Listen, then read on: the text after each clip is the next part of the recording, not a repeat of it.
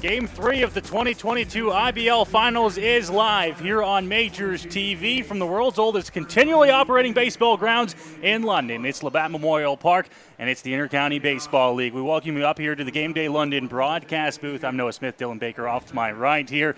Dylan, Game 3 comes back to London, and this series, kind of similar to how we saw in 2021 with these two teams, comes back tied at 1. Yeah, just like what we saw last season, the home team took each of the first two games, and that's once again the case here this year. The Majors won in convincing fashion in Game 1 on Tuesday by a score of 12-2, and that prompted quite a few people to kind of rule the Leafs out. But the one thing you can never do with this Toronto Maple Leafs team is count them out. This is a very good ball club, and they bounced back and showed why they're here with an 8-5 win against the Majors at Christie Pits last night. This series is deadlocked at 1s. Both sides are looking to take a pivotal second win of this series in this contest, and in front of a good crowd, it should be a good one. Yeah, Dylan, the fans really packing it in here. A massive crowd compared to what we saw on Tuesday night here in London, looking to see if the Majors can take a 2-1 series lead, and a big lead that would be before heading to Toronto on Sunday. Dylan, these two teams in 2021 split the home games, every single home team winning those ball games. Now they come here in 2022, we're seeing the same thing. Talk to us a little bit about Christie Pits, because we know that's a tough place to play on the road. The Leafs know how to play baseball in their home ballpark. I don't really know how to explain it, because Christie Pits is such a unique ballpark. It's significantly smaller than Labatt Park, and you might be thinking, well, the Majors have a very good offense. Shouldn't that benefit them? There's something about the way the Leafs play. There's something about the way the fans get on you at Christie Pits that just doesn't sit right as an opposing player.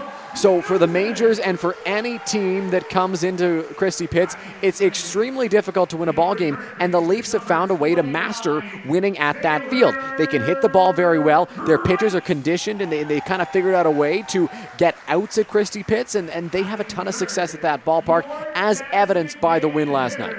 Dylan, if the Toronto Maple Leafs want to come into this ball game and take a 2-1 series lead back to Christie Pits on Sunday, they're going to have to do something that they haven't had much luck doing over the last 2 years in the playoff, and that's win a game here at Labatt Memorial Park. It doesn't get any easier for them tonight. Jose Arias will start for the London Majors in Game 3. Yeah, we'll talk about the starting pitching shortly in this ball game, but Arias gets the start. Second team All-Star, both voted by the broadcasters and the official Intercounty Baseball League teams. So Arias, a very, very tough arm to face for the Toronto Maple Leafs. And like you mentioned, the home team has had the advantage, but this season, in the regular season, the Majors actually won all 3 games at Christie Pits, and the Maple Leafs took a game here at Labatt Park. So these two teams may be moving away a little bit from the everybody wins at home situation, but for now, that's been the case in the series. It's going to be a tough task for the Maple Leafs here tonight.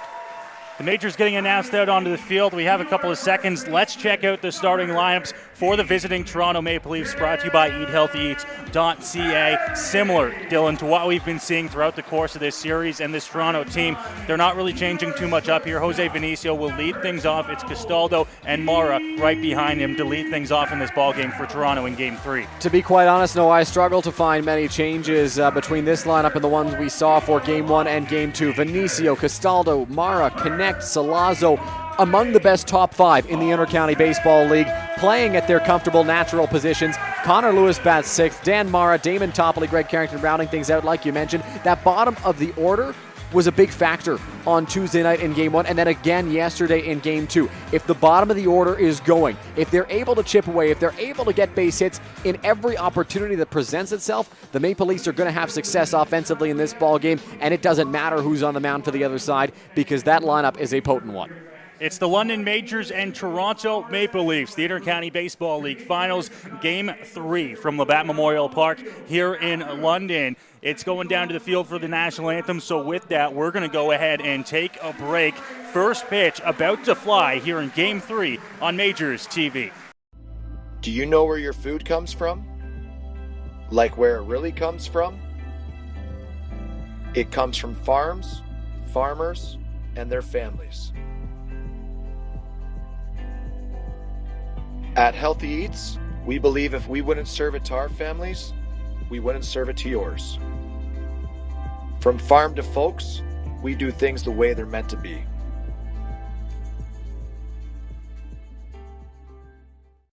Here we go. Believe me, you've never heard a talk show like this. I'm sleeping with Joe Carter. By the way, Joe did not touch them all. Yeah, I have to say, like, your voice is fantastic. Meet Smitty. Listen, I'm the brains here. And Mitty. And I'm the good-looking funny one. This is the Smitty Mitty Show.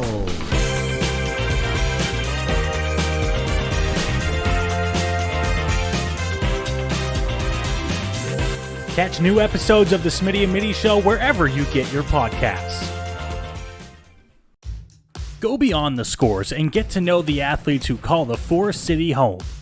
Game Day London brings you in-depth stories and conversations about London's major teams and athletes. Whether it's the London Knights, Nationals, or Lightning, or even your London Majors, Game Day London has you covered. For fresh and engaging sports coverage, visit GameDayLondon.com. Game Day London, a proud sponsor of your London Majors. My name's Tiffany Christie, and I take care of the sales and marketing at Rickard Promotions and Recognition. Some of the things that we do at Rickard Promotions and Recognition is we bring your brand to life.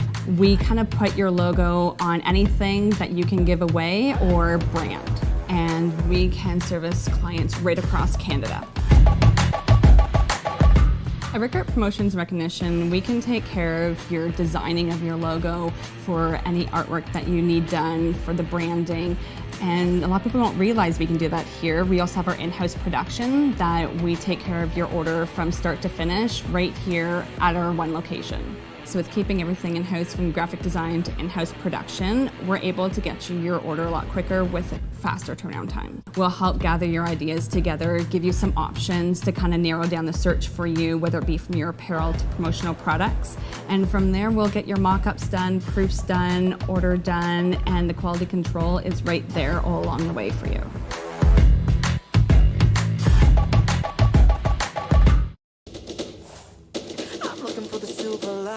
So tell me where it hides. I know I got some lightning currents running through me. I found that silver lining on the inside of me.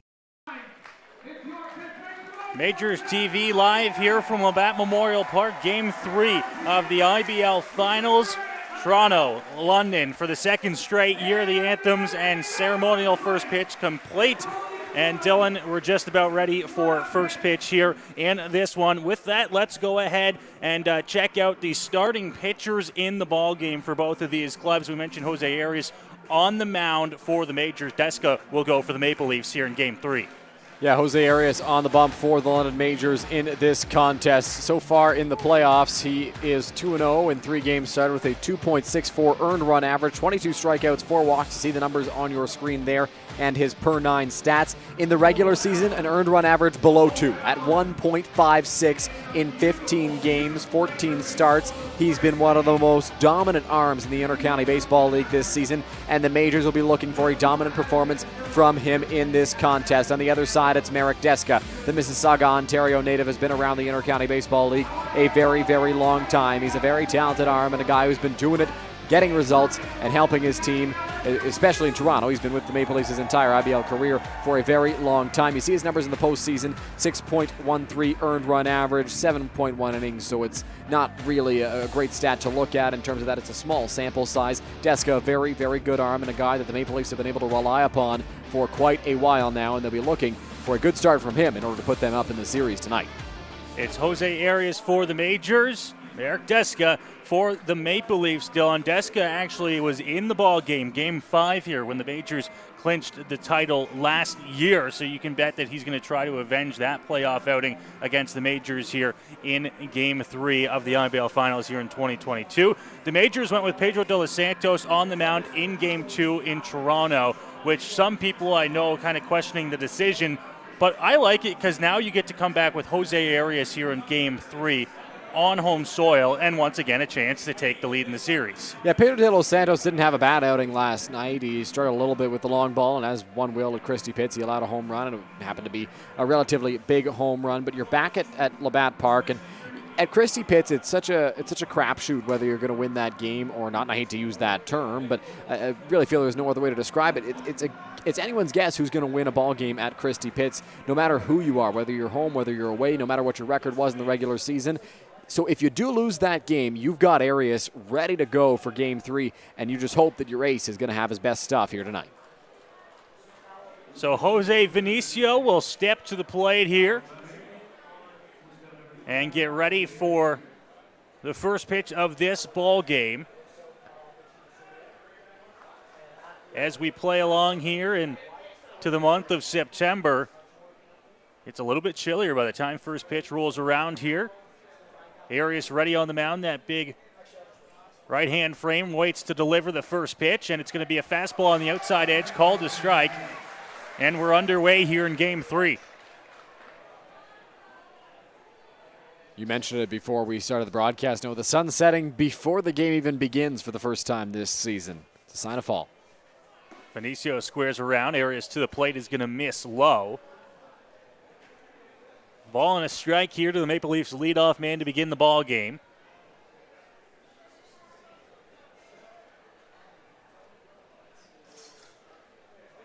Vinicio had a big double for the Leafs back in Game 1 of the series as he takes a strike to move the count to 1-2.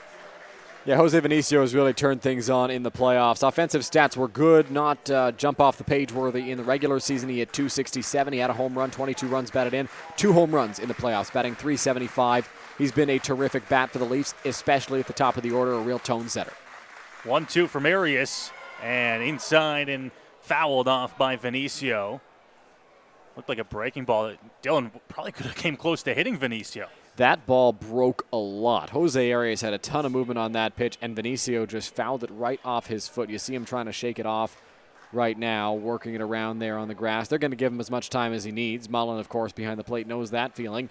He's fouled some pitches off his legs before, and not a pleasant time for Jose Vinicio right now, but back to that Arias pitch. It moved so much. There was a ton of break on it, and for Vinicio, he did what he could to get a piece of that.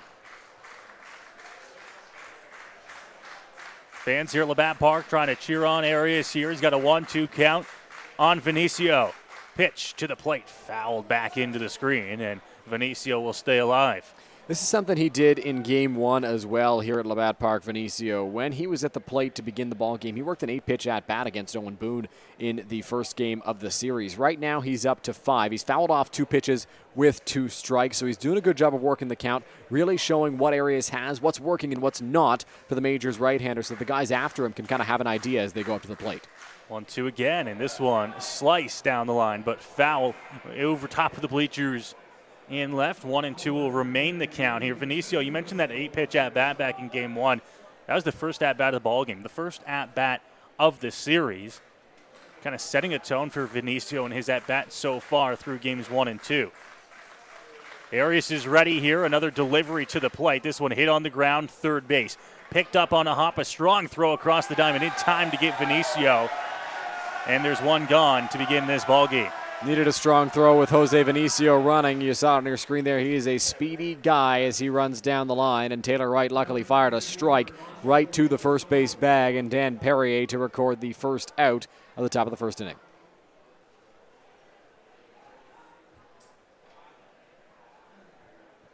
So right away, one gone.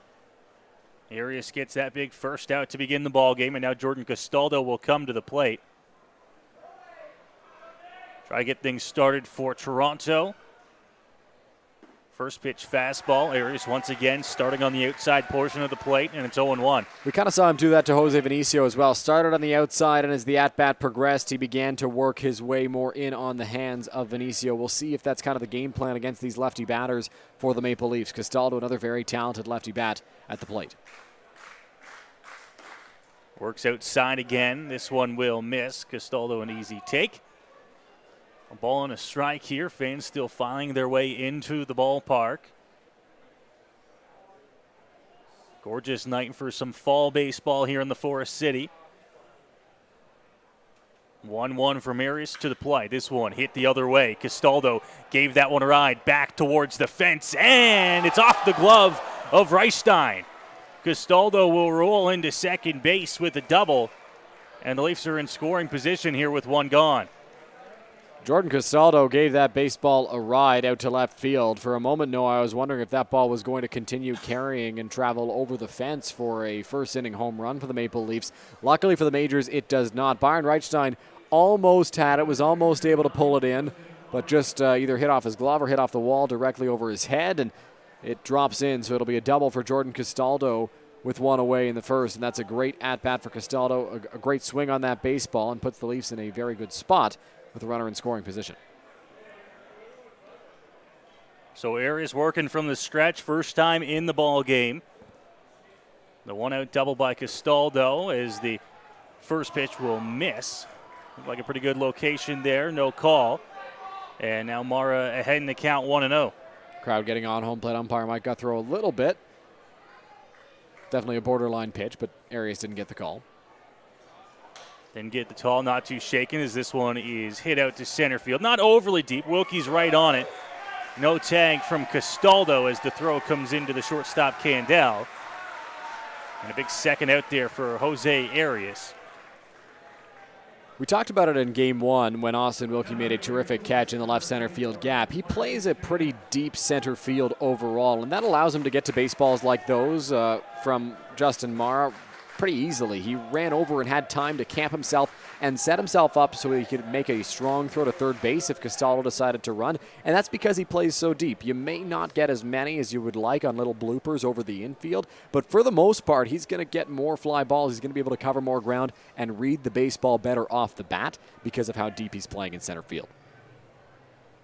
Arias a quick check back at the runner. Castaldo comes to the plate, connect with a big swing on the first pitch of the at-bat, but it's right through the fastball.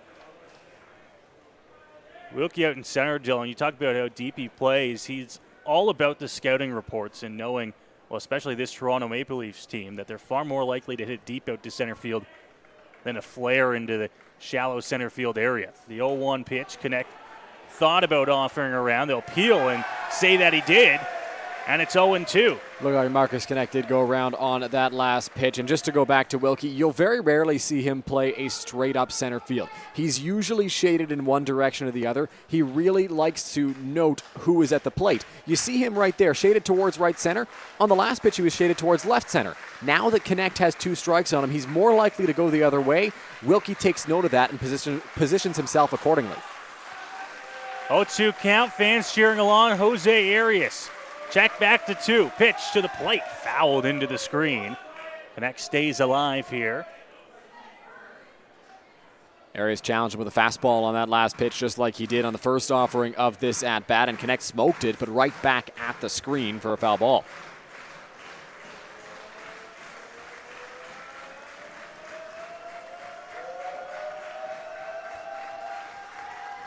Fourth pitch of the at-bat to Connect here. 0-2 the count. Arias to the plate. Curveball in the dirt, blocked by Mullen. Good job to keep it in front of him, keep Castaldo at second. Perhaps not the strikeout pitch that Arias and this crowd were looking for, but not a bad waste pitch. Now you've got his eyes set low after that curveball. We'll see what Arias elects to come with here.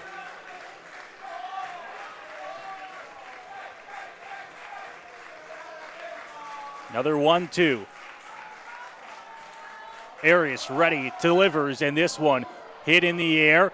Reichstein doesn't see it, towards the line, and it's going to bounce and stay fair up against the 330 sign in left.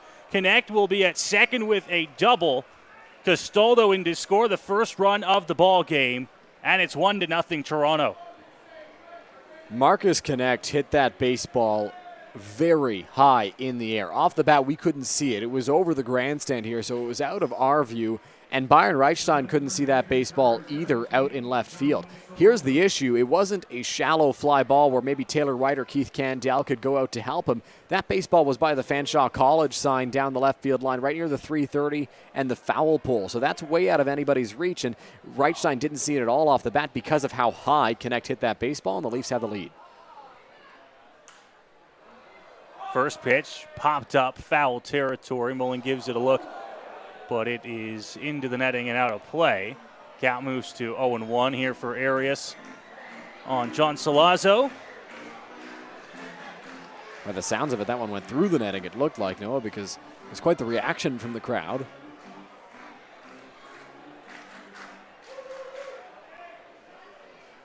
Leafs an early 1-0 lead and Connect in a position here where he can score to give the Leafs a 2-0 lead to begin the ball game. This one fouled off down the first base line.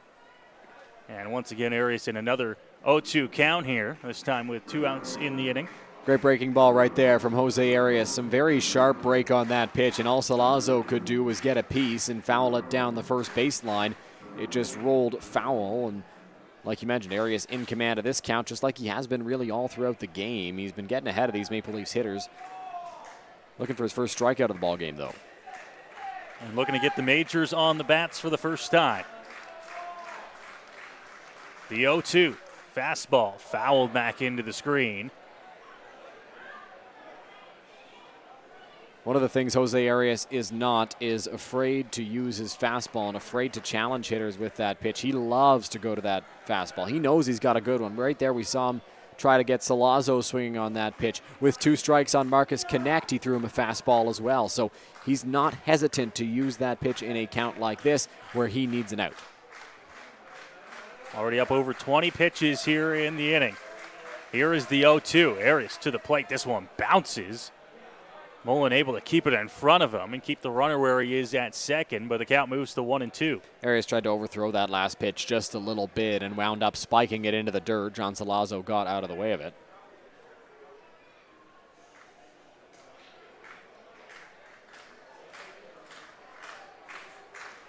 Arias comes set on the mound, working from the stretch here. Mullen sets up on the outside portion of the plate. The pitch swung on and missed. It's a strikeout for Arias to get out of the first, but not before the Toronto Maple Leafs grab the early 1-0 lead on the double by Connect.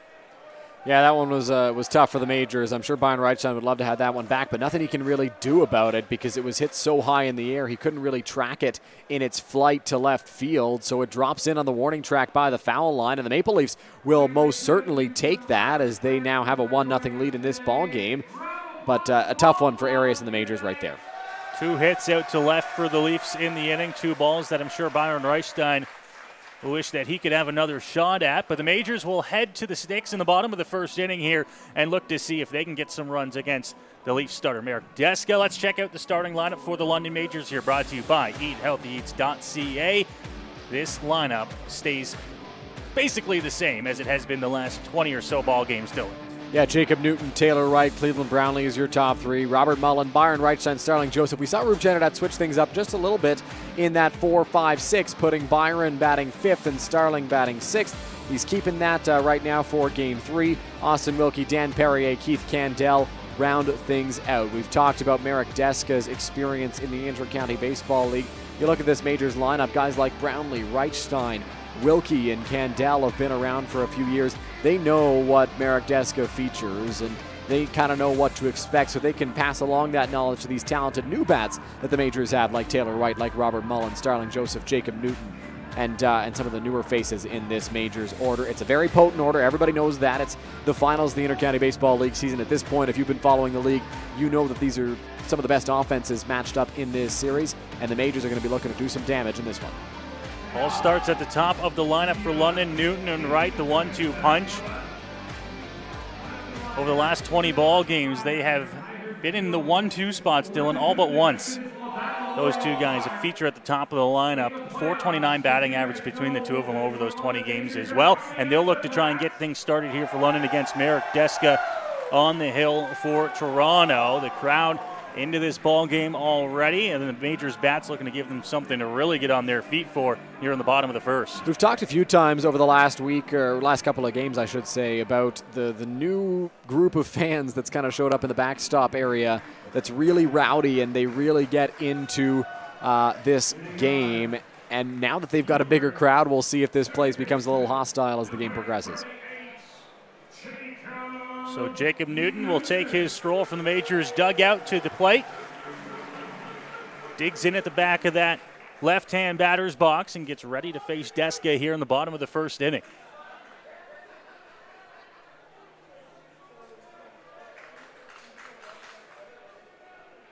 Deska grabs his sign from Mara, delivers the first pitch to Newton, and he'll miss on the outside portion of the plate. 1-0. If you're a fan of baseball and you've watched some old-timey games, Marek Deska's a kind of pitcher that will remind you of some of those ball games. Leans right in to see the sign and then works from the full wind-up. He's got lots of success. Deska, as we know from years past, Dylan, as well, works at a pretty good pace on the mound. As this one fouled off at the plate there by Newton. Count moves to a ball and 2 strikes. Definitely a guy who works quickly out there, and I know that a lot of fans certainly appreciate that. Works at a good pace out on the bump for the Maple Leafs, and that last pitch to Jacob Newton was a very good one. The bottom kind of fell off of it, and Newton just able to get a piece to make the count 1-2. Newton the other way, but this one will find its way into the seats down the left field line. Still a ball and 2 strikes here on the Majors' leadoff man in the inning. Leadoff man in the ball game.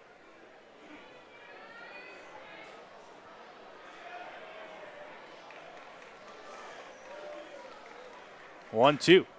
Hit the other way to left field on a line and right at Carrington in left for the first down of the bottom of the first inning. Good play right there by Greg Carrington in left field, ranging over to make that grab towards the line. I thought it was going to slice far enough that Carrington wasn't going to be able to make a play on it, but it kind of kept carrying towards him, and that allowed the good defensive left fielder that Carrington is to get over there in time, make that play, and record the first out.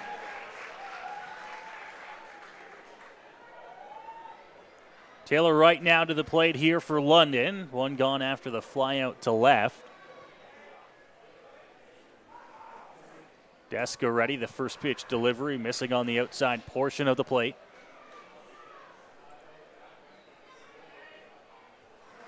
Right away grabs his sign and gets ready to the plate again. This one hit on the ground, not hard, over to first base. A little bit of trouble with it, and it's bobbled.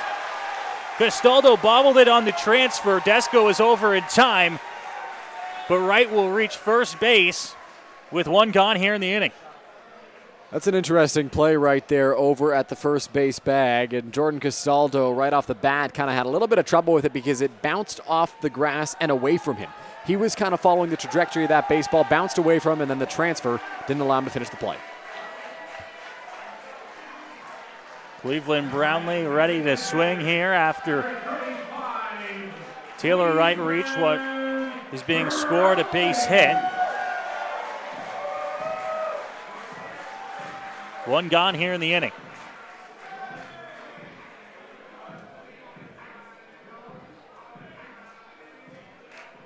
So Deska being forced to work from the stretch for the first time in the ball game. First pitch delivered to Brownlee. Pretty good location, but it'll miss to the designated hitter, 1-0.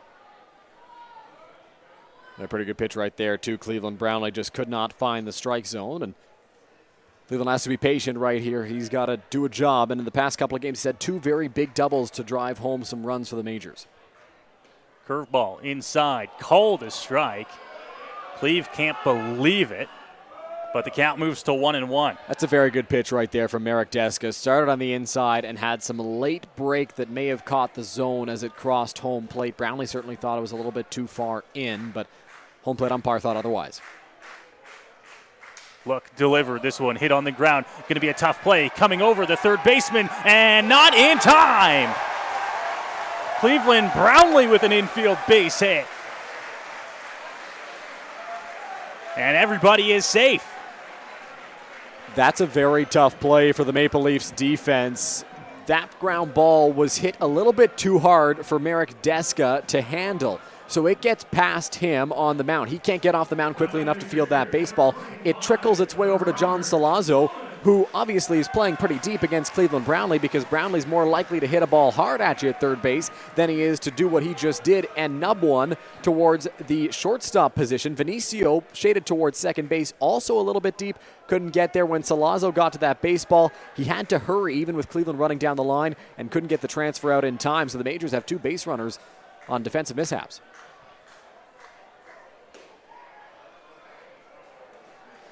First pitch will miss inside to Robert Mullen. The Majors haven't hit a ball out of the infield, but they have a couple of men aboard here with 1 out and Robert Mullen at the plate.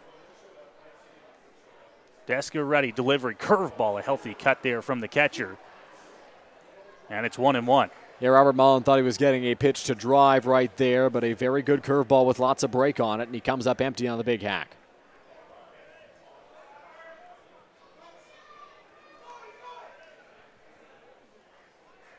Deska going to step off and get Mara to repeat the signs back to him. Now they're on the same page. Pitch to the plate, curveball hit, and it's going to be into left field. Getting the wave is right from second. The throw will come into the cutoff man, and this ball game is tied at 1 apiece. Hard hit ball off the bat of Robert Mullen finds a hole between the third baseman and the shortstop into left field, and Greg Carrington was playing relatively deep out in left, so he had to charge hard. Executed a pretty strong throw, but it was cut off by John Salazzo because it was a little bit off target right there, and he wanted to make sure Brownlee didn't get any ideas at second base. So the Majors have responded right away in the bottom of the first inning, and we're tied up. 1-1 the score here, and Byron Reichstein will come to the plate for the Majors with a couple of men on. Ball game tied at 1 after that base hit from Robert Mullen. Deska ready, fouled back to the screen on the first pitch to Reichstein. That ball cut back towards the strike zone, but not far enough to get the barrel of Byron Reichstein. He kind of read that the cut was coming, but it ended up near the outside part of the plate to Byron, and all he did was get it off the end of the bat. So he fouled it off, but couldn't put it in play. 0-1. Deska upstairs to Reichstein. We're leaving the count up at 1-1. They didn't go down as errors in the top of the first dome, but a couple of plays in left that Reichstein wishes he could have made. Now he comes to the plate here. You can bet that he's going to want to try to do some damage, at least bring in a run here for the Majors as that one misses inside and moves the count to 2-1. Yeah, that one just off the plate, about a couple inches inside on Byron Reichstein, so he'll take that for ball 2. Now finds himself in a hitter's count. He's got Cleveland Brownlee in scoring position. He'd love to plate one, maybe both, if he can drive a ball deep enough into the gap. Curveball, good cut, but nice movement on that pitch from Deska, and it's 2-2. Healthy hack right there from Byron Reichstein. Obviously, everybody knows the power that he's got. Was looking to do damage with that swing and came up empty. Fans trying to help cheer along Reichstein here. It's a 2-2 count against Deska. Checks back at second, pitch to the plate, fastball upstairs, and now the count moves to full. Deska tried to get Reichstein to chase up, and now the crowd getting on him a little bit as we have a full count on Byron with one away.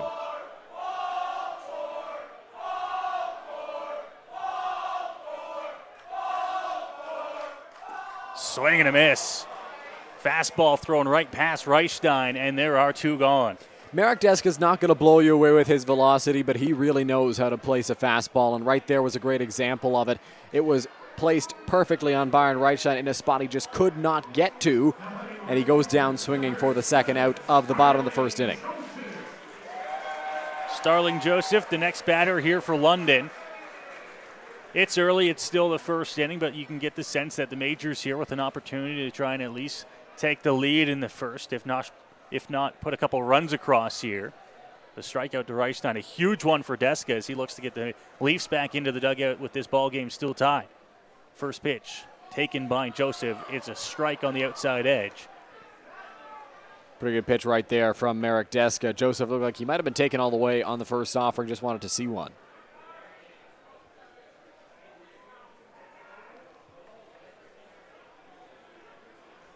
Pitch from Deska inside to Joseph, a little bit high as well.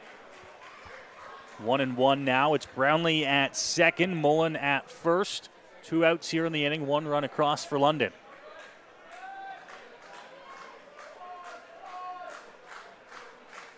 One, curveball. Joseph will foul it off. Out of play on the first base side. Excuse me, no. Another thing that Marek Deska loves to do is mix his pitches. He mixes his pitches very, very well. And when they're all working and all moving like they have been tonight, he's going to get some outs that way and some weak contact right there. A weak foul ball from Starling Joseph just popped down the right side.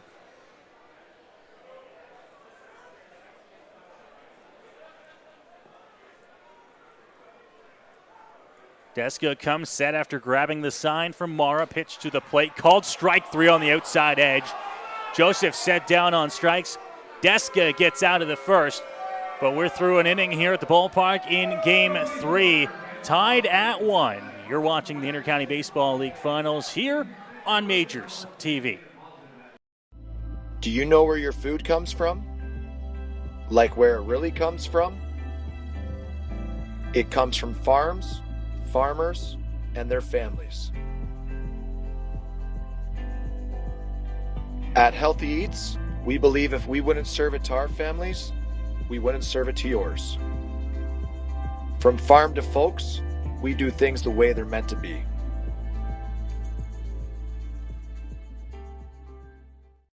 Here we go. Believe me, you've never heard a talk show like this. I'm sleeping with Joe Carter. By the way, Joe did not touch the ball. Yeah, I have to say, like, your voice is fantastic. Meet Smitty Listen, I'm the brains here. and Mitty. And I'm the good looking funny one. This is the Smitty Mitty Show.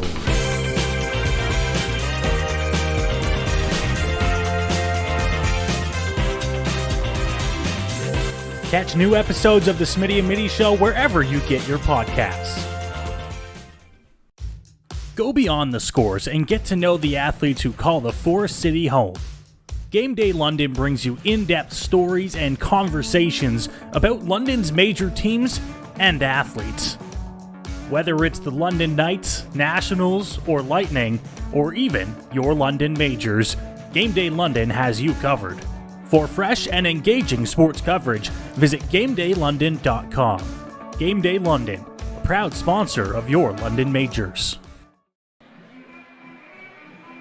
Back here inside Labatt Memorial Park here in downtown London. 1-1 the score after an inning here at the ballpark in Game 3. Dylan, both of these pitchers in that first inning of work. Jose Arias, 22 pitches, got out of it with a strikeout, gave up 1 run. Merrick Deska in the bottom half of the inning, 23 pitches, got out of it with a strikeout, gave up 1 run, and here we go to the second.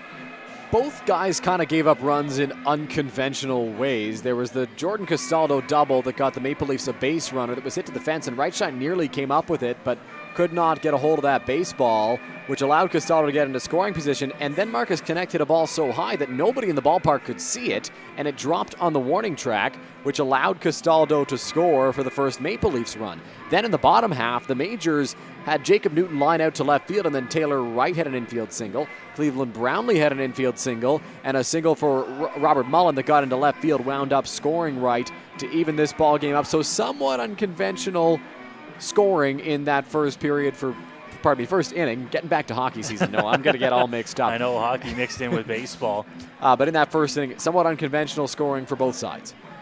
The Majors had 3 hits in the bottom of the first. Just one of them left the infield, and they scored a run on it.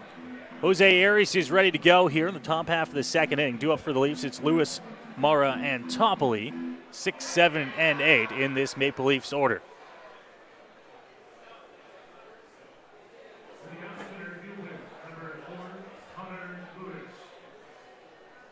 Still a nice buzz here in the ballpark as we move along to the second inning. Connor Lewis to lead things off here for Toronto in a 1-1 ball game here in Game 3. Arias delivers here. First pitch of the inning is going to miss just off the plate. Lewis squared around a bump but pulled it back in time.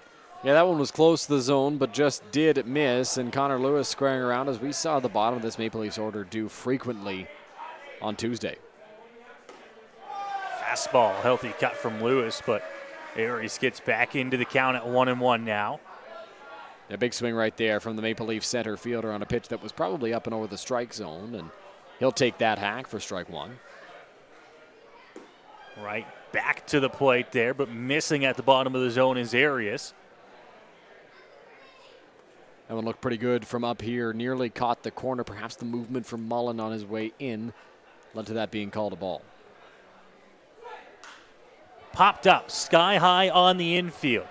It's Taylor Wright over towards the line, back a little bit towards the infield, but makes the catch.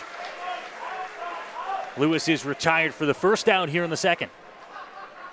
Good play by Taylor Wright on that pop fly, able to track it well on the infield and wandered a little into fair territory after originally camping out in foul, but able to corral that baseball for the first out. So Dan Morrow will come to the plate with one out here. Arias pounds the zone with the fastball to begin the at-bat and gets ahead.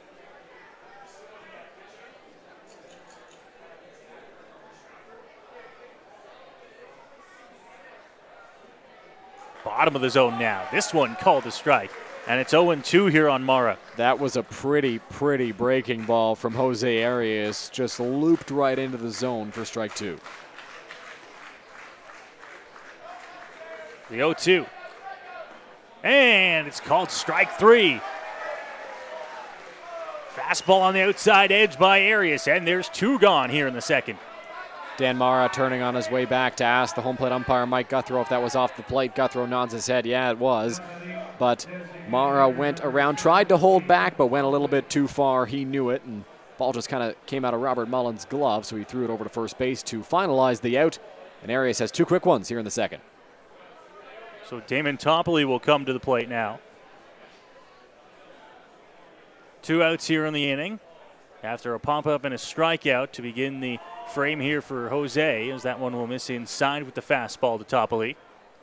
Arias trying to work the edges of the plate right now and just not getting those calls on the outside or the inside. Going to have to come a little more into the strike zone. Comes right back with a fastball at the bottom of the zone. Count 1-1 here. 31 pitches for Jose so far. 23 strikes. Has been pounding the zone at a good frequency. This one just missing off the bottom of the plate. 2 balls and a strike here on the Leafs DH. Yeah, that one a little bit low on Damon Toppoli, and he's able to lay off for a 2-1 count. Has a little bit of an advantage on Arias here in this hitter's count.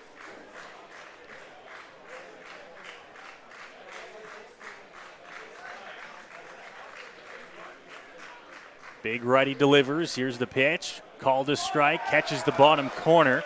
Outside portion of the plate. Toppoli could only look at it as the count goes to 2-2. Very good pitch right there from Jose Arias. Able to paint the outside edge and gets the call on Toppoli. Arias ready. Toppoli slices in, and that one's going to find its way into the seats. A nice catch made by a fan. Bit of a late decision to swing right there for Damon Toppoli, and that's all he needs to do was get a piece to stay alive and allow himself to see another pitch on a 2-2 count against Arias. He's got so many different weapons he can go to. You've got to make sure you're ready for all of them, and right there, Toppoli, an emergency hack, but it's good enough to stay alive in this at-bat. Count 2-2. Arias looking for the put-away pitch, and it's fouled back into the screen. Toppoli gets the bat around in time to stay alive here. Aside from the quick strikeout of Dan Mara in the previous batter, Jose Arias has kind of had a tough time putting guys away so far in this ball game. Had the strikeout to end the first inning and had several 2-strike counts in that frame, but couldn't get the punch-outs. 2-2. Curveball fouled back again. Toppoli stays alive. Another foul ball on 2 strikes. Just keeps on battling at the plate. 7-pitch at bat right now for Damon Toppoli. He continues to work Jose Arias in this count. And he'll be looking to do some damage, perhaps get on base and start a 2-out rally.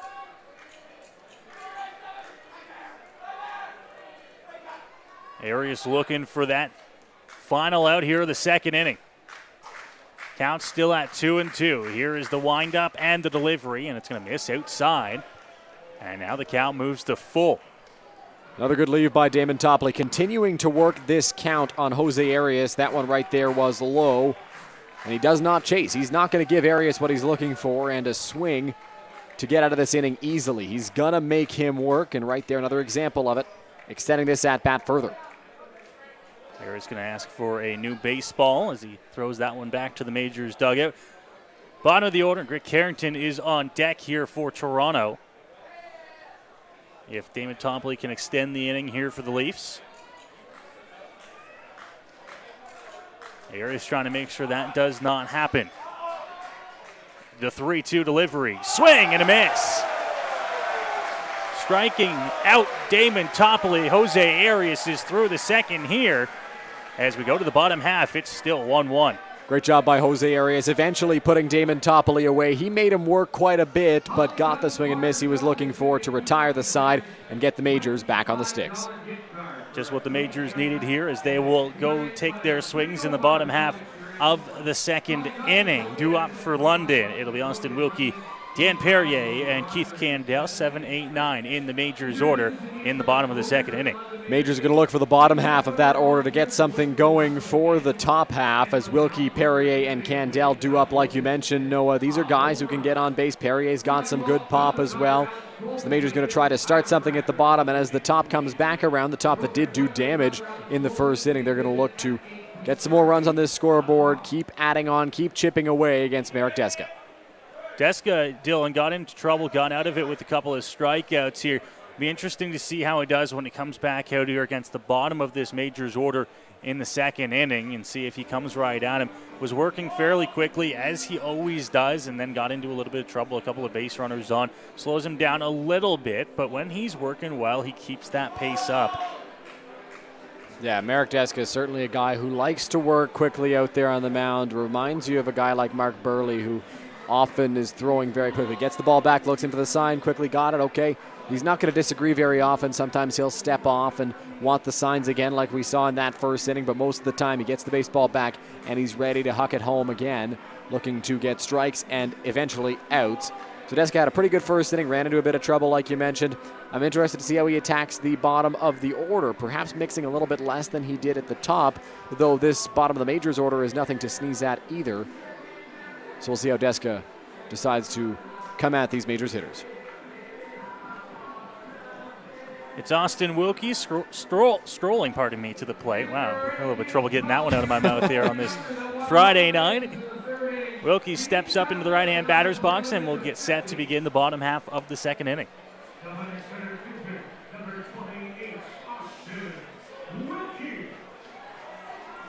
Absolutely gorgeous night for baseball here in London. Bottom of the second inning here in Game 3 of the IBL Finals. Wilkie, a guy who's quietly hitting .314 in the playoffs. You don't really expect it, but if you look at his stats, he's been great in every series so far. Just a very consistent guy at the plate. First pitch nearly came in and drilled him with the curveball. Well, it broke enough to get around the inside of Wilkie. Count moves to 1-0. Right away, Deska ready to go again. This pitch up and in. Wilkie will take it, 2 balls and no strikes. Plan, at least early in this at-bat, is to work Austin Wilkie inside. The curveball nearly clipped him, and that one goes up and in on the Majors center fielder. Now fouled straight back. Wilkie was ready to go on anything on 2-0 there. Got a good pitch that he thought he could take a good swing at, and he fouled it straight back.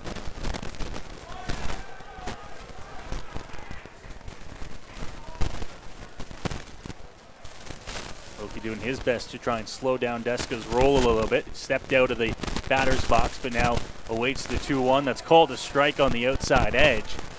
And now the count evens up at 2-2. Marek Deska is going to continue to fill up that strike zone. Good fastball on the outside, and from a 2-0 count where Wilkie was way ahead and had the green light, now it's 2-2, and Wilkie's got to protect.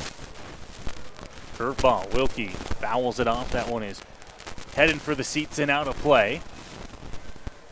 Good job by Wilkie getting a piece of that one, driving it in the air and into foul territory to stay alive. Deska's got a lot of different options. He's got a good changeup. He's got a curveball. Looks like he's kind of got a cutter as well working to go along with the fastball. So you've got to be ready for every pitch with 2 strikes until you can kind of figure out what his go-to is to look to put a batter away. 2-2. This one fouled right back into the catcher, Mara. Looks like he is A-OK. The count, 2 balls and 2 strikes.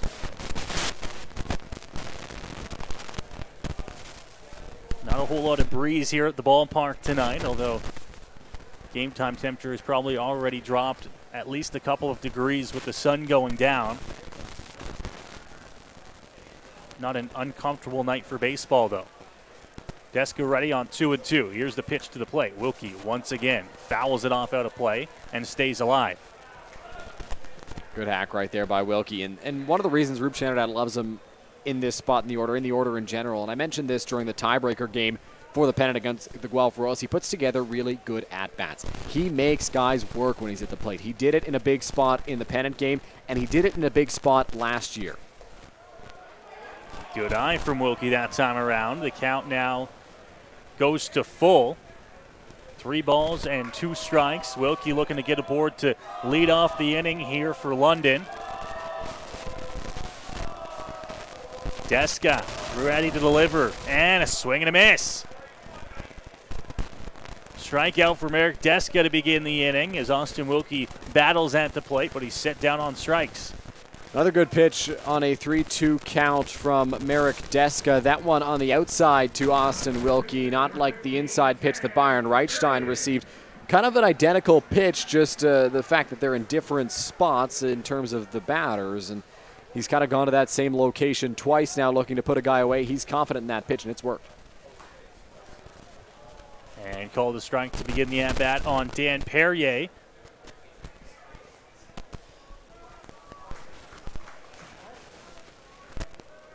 Now a curveball is going to miss outside. Deska also, although working at a quick pace, 34 pitches, 22 of those strikes so far. The curveball to Perrier, he wasn't expecting that one, and it's 1-2.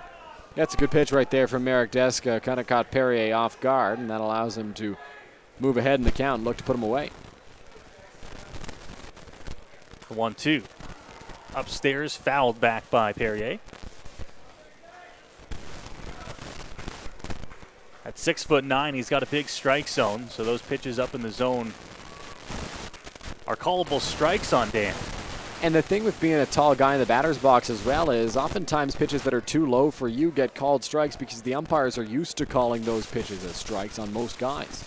1-2. Perrier slaps it the other way. It's down the line.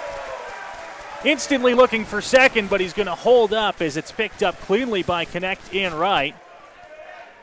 And it's a 1-out base knock here for the Majors and Dan Perrier in the bottom of the second. Dan Perrier stayed with that pitch very nicely and drove it down the first base line just out of the reach of Jordan Castaldo. He hit it hard, and Castaldo nearly made a grab on it. It would have been a bit of an Olay catch to try to get the out. Got past the Maple Leafs first baseman, and now Dan Perrier has reached.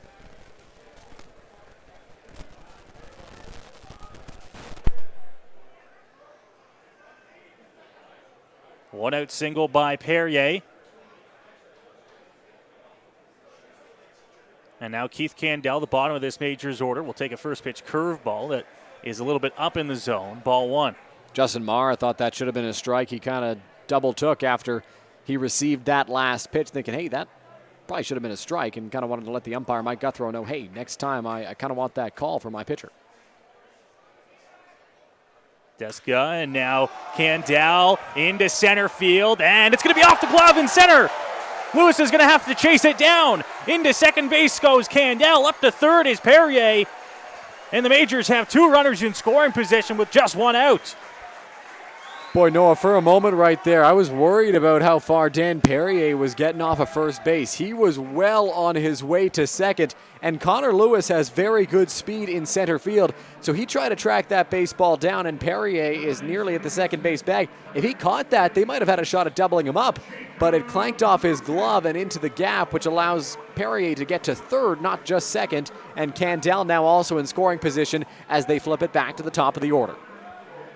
You're right on there, Dylan. I think if that catch is made cleanly in center by Lewis, he might have a chance at doubling up Perrier, and you got to wonder if that's part of the reason why he might have dropped it. You know what? He saw Perrier was way off first on his way to second, and he thought right away, I got a chance to double him up.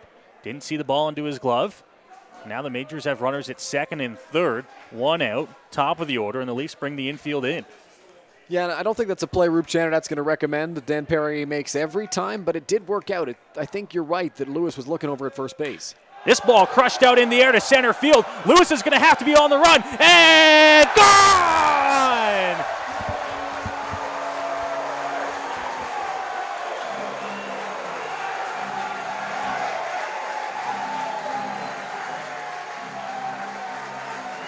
Jacob Newton delivers a 3-run shot, and it's a 4-1 Majors lead.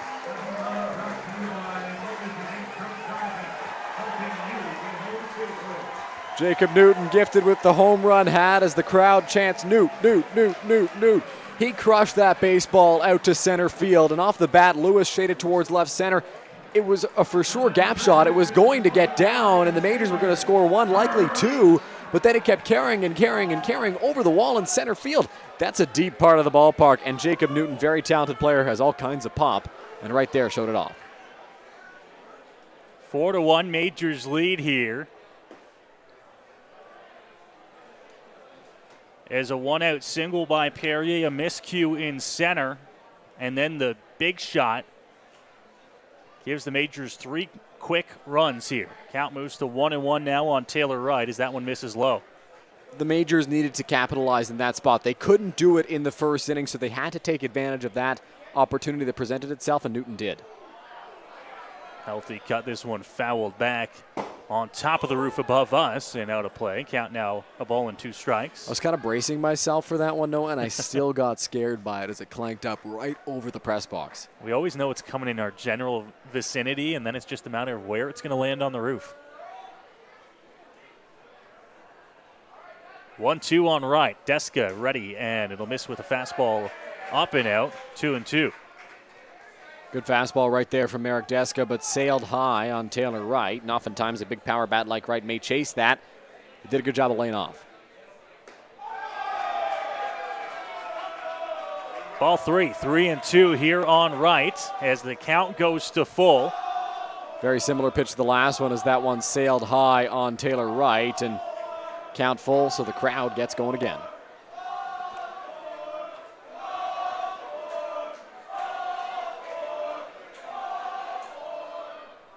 And a swing and a miss.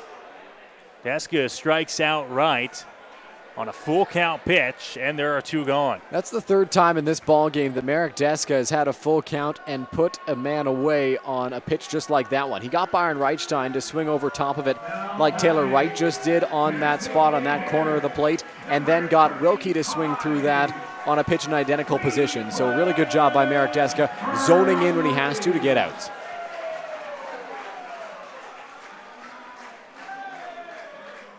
Cleveland Brownlee now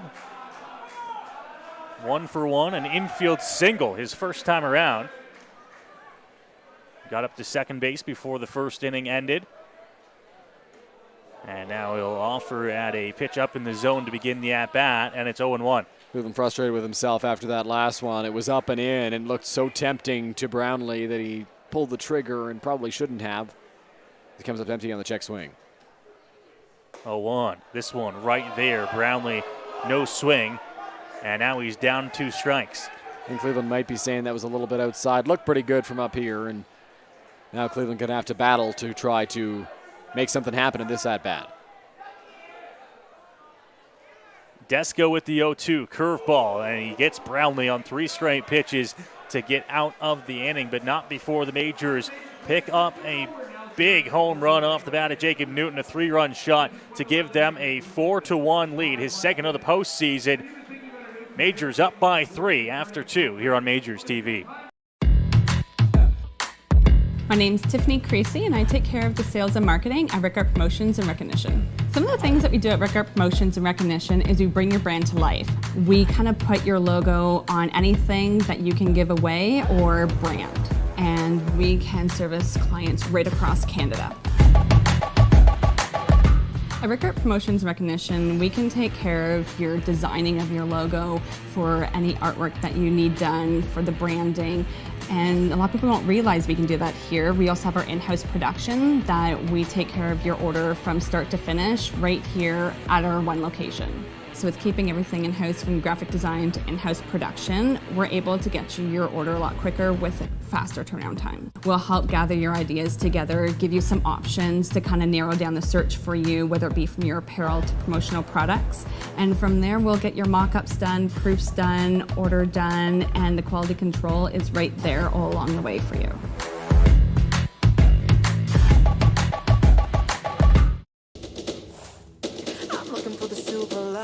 So tell me where it hides. I know I got some lightning currents running through me. I found that silver lining on the inside of me. Yeah.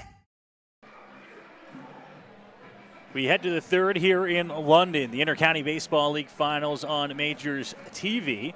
Noah Smith and Dylan Baker bringing you the action here from the Game Day London broadcast booth. Dylan, that was a big bottom of the second inning there for the Londons, taking advantage of what wasn't ruled an error, but really a miscue in center field, and putting themselves up by 3 as we head to the third. Yeah, I mentioned when it happened, Noah, it kind of looked like Dan Perrier was going to find himself in a tough spot because he was almost at second base when Connor Lewis looked like he was about to bring that ball in. So it was a very tight position for Perrier to find himself in. Luckily for him, Lewis did not make that catch, so Perrier able to move to third base. Candell gets up to second, and then Jacob Newton coming up in the clutch. He's been so good all season long for the Majors. Rookie of the Year finalist, All-Star first team, I believe, for both the broadcasters and the official IBL All-Star. I know for sure he was for the broadcasters. Just such a great bat for the Majors lineup this year, and coming up in a huge spot with a home run. Yeah, massive home run for the Majors, and now Jose Arias will head back out to the mound here in the third. Stake to from tonight.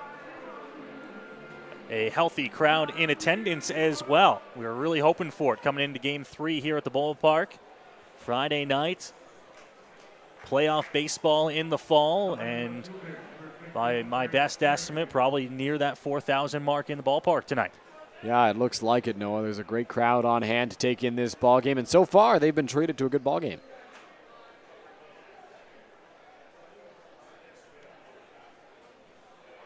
So Arias ready to work here as that first pitch will be called a strike, and we'll get underway in the top of the third.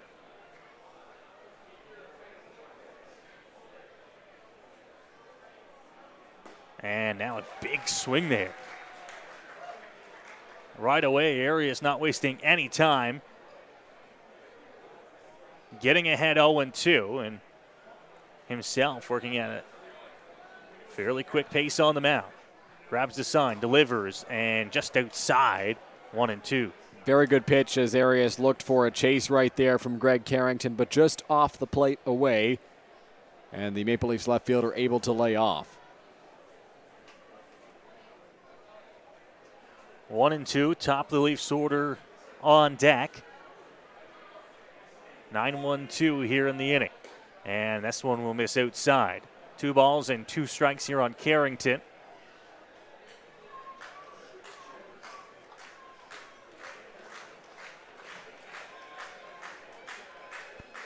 Baines clapping along here. Arias looking for the first down of the inning. Here's the 2-2, called strike 3. Right down the middle, Carrington looks at it and walks back to the dugout with nothing to show for that at-bat. There's one gone. Great pitch right there from Jose Arias, finding the inside part of the plate and freezing Greg Carrington for the first out of the top of the third inning. When Carrington gets on, he's got great speed and can really be a catalyst for the top of the order, act as a second leadoff man, and allow Vinicio to perhaps take some bigger swings at the plate because he's got good power as well. Jose Vinicio does, but Carrington goes down looking right there, and Vinicio comes up with one away. So it is Jose Vinicio as he takes that first pitch from Arias for a strike. Vinicio 0 for 1 so far tonight.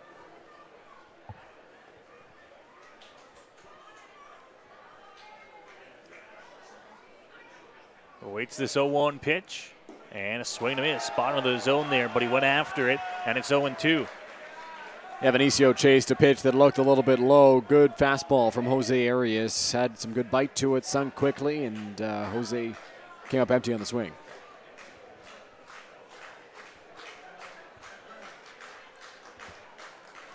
Arias once again well ahead in the count here.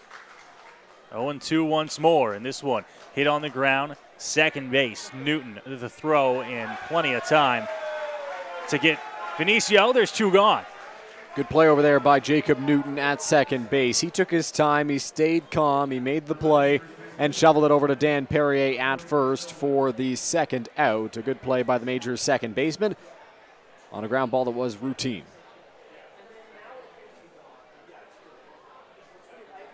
So Castaldo will come to the plate. 2 fairly quick outs for Arias in the Majors here in the top half of the third.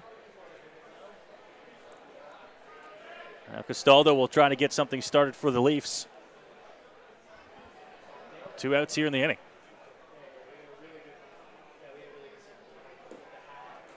Nice curveball to start the at-bat, and I think they're going to say that one missed low. Looked pretty good, and I think Jordan Castaldo was kind of expecting that one to be called a strike as well, the way he looked back at the home plate umpire, but it missed, so he's ahead 1-0. That one's going to miss in and low, maybe a hair as well. 2-0 here against Castaldo. Robert Mullen turning to talk to the home plate umpire just to see where that one missed, especially with the first one. Looked a little better than the second offering from Arias, but neither called a strike. Nonetheless, Jose's got to work from a 2-0 count. And this one's going to slip out of his hand, miss well outside. No doubt about that one. Not even close from Jose Arias on 2-0, so the count moves to 3 balls and 2 strikes. So he'll take an extra second. Pardon me, 3 balls and no strikes. He'll take an extra second just to regroup here and think about what he wants to come with on the next pitch. No walks so far in the ball game for Arias.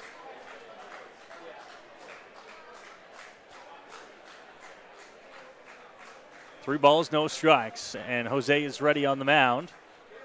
This pitch right down Broadway. Count now 3-1. Don't know if Castaldo was looking to swing on that last pitch. Maybe just wanted to see one on 3-0. Definitely a guy who has the green light, but I think personally he made the decision to not swing at that last one.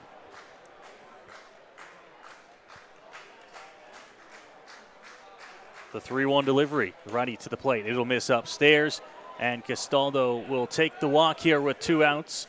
Leafs have a runner aboard as Justin Morrow will come to the plate. Looks like Arias wants a new baseball out there on the mound. Didn't like the feel of that last one as he walked Jordan Castaldo. And now that extends the inning for the number 3 hitter. Like you mentioned, Justin Morrow coming up to the batter's box. A chance to bat here. You never want to extend an inning for a guy like Morrow. We'll see if Arias can work his way out of it. Now, Roop Chanadat walking some baseballs out to the home plate umpire. Not something we've actually seen before, Dylan. This isn't the first time in this ballgame that Jose has not been happy with the baseball that's gone out to him. I don't know if that has anything to do with, the colder weather here. There have been a few times, especially recently in the last couple of games, that Arias has pitched here at Labatt Park where he's wanted a new baseball somewhat frequently. And it could just be with the weather cooling off. He doesn't have as good of a feel of it as he did during the summer months.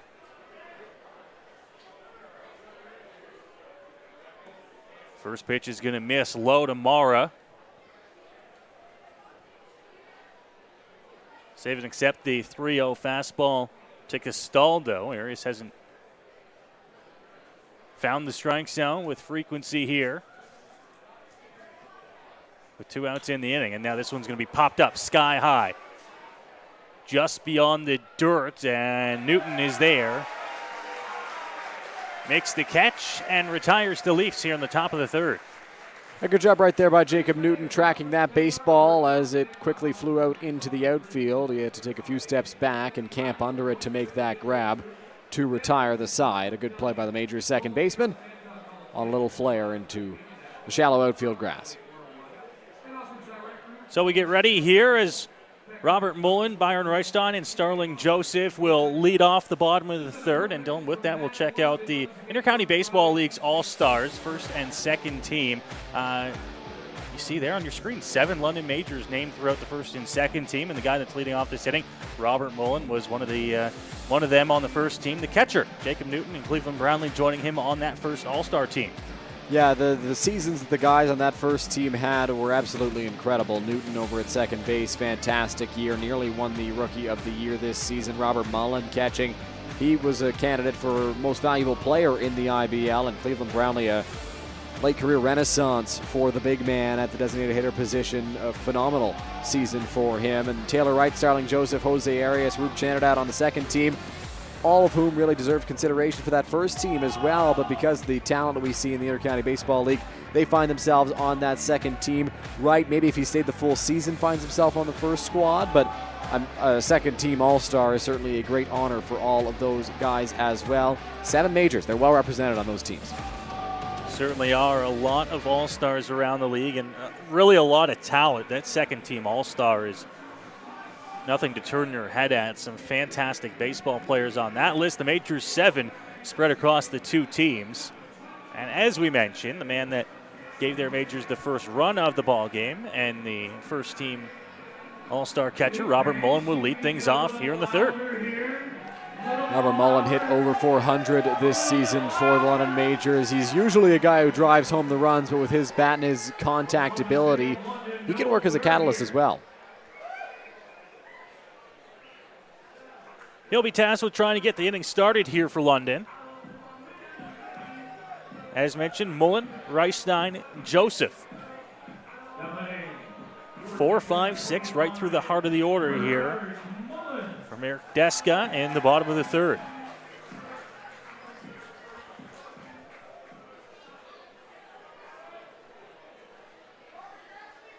Deska 50 pitches through the first 2 innings, so we'll keep an eye on that pitch count here. First pitch to Mullen will miss upstairs with the breaking ball, and the count moves to 1-0. Yeah, 50 pitches through 2 frames. Not really where you want to be if you're Marek Deska, but we'll see if he can be a little more efficient in this spot. Fouled off by Mullen. Count evens up at 1-1. A bit of an extended walk there for Deska around the back of the mound here at Labatt Park.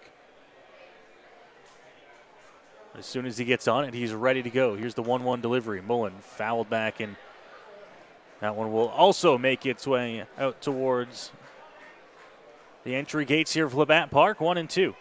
Yeah, Mullen kind of fouling him off in the same direction right now, and behind on the count 1-2 is going to have to keep battling.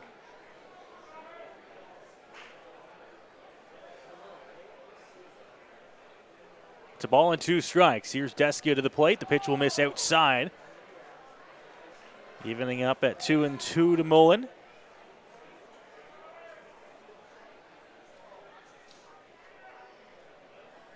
And now a curveball will miss outside. Count moves to full.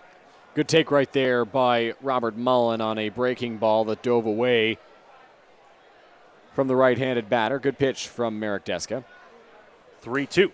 And chases up in the zone. A strikeout for Deska.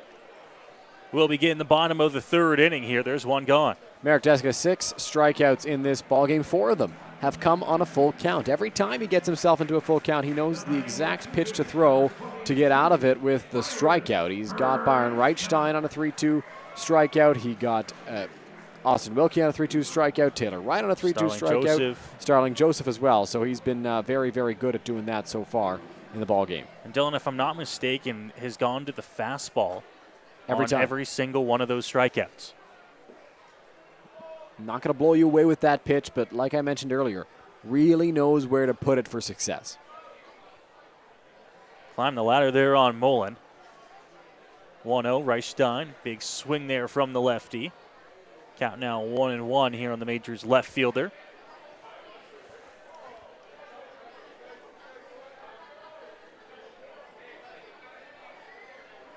Deska from the windup here. Leg kick delivery. Reichstein rips one into right field. A 1-out base knock as the Majors started here in the bottom of the third. Yeah, Byron smoked that baseball into right field. Hit that one very hard between Jordan Castaldo and Dan Mara.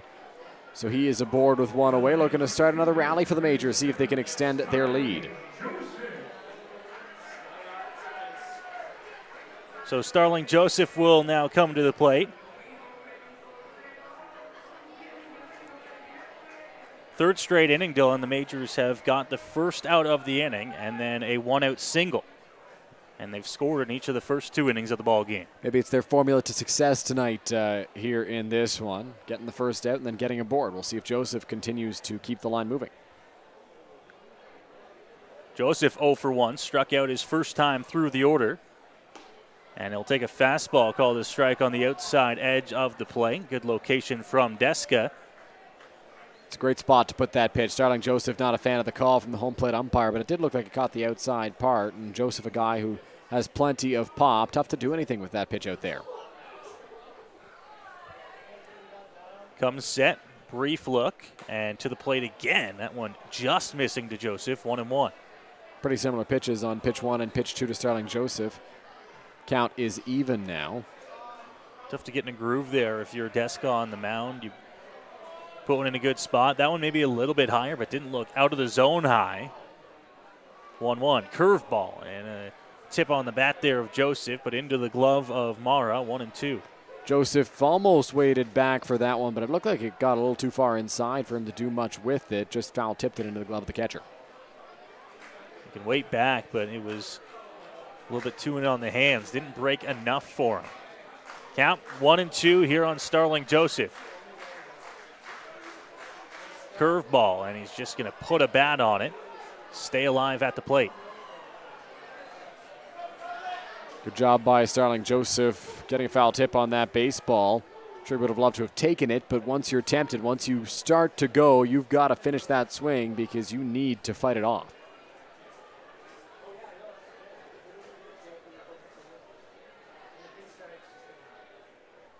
Curveball hit on the ground, third base, picked up. Salazzo, the throw to 2, back to 1. Not in time to get Joseph coming down the line. But a fielder's choice gets the Leafs their second out here of the inning. And not a ball that was hit overly hard off the bat of Starling Joseph. Kind of rolled over towards the third baseman, John Salazzo. But he was able to pick it up quickly, fired over to second, and Starling Joseph with his speed able to beat the return throw to first.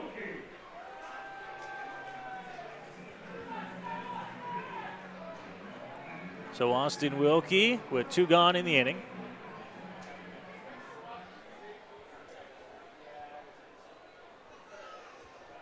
Deska still working here for the Leafs. It's a 4-1 London Majors lead in this ball game, bottom of the third inning.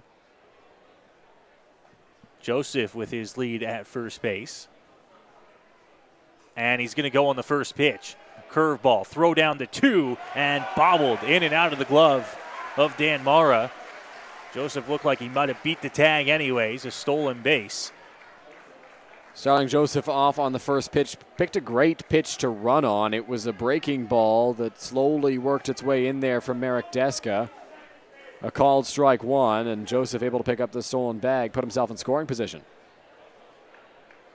It's funny, Dylan, right before that I was thinking the Majors haven't really had any good spots to steal in the ball game. Yeah, they didn't have an opportunity that presented itself, but right there Joseph saw an opportunity and took full advantage.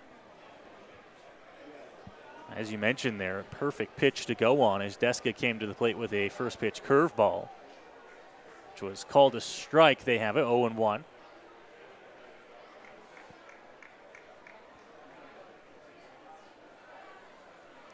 Deska ready to the plate, and that one's fouled off by Wilkie.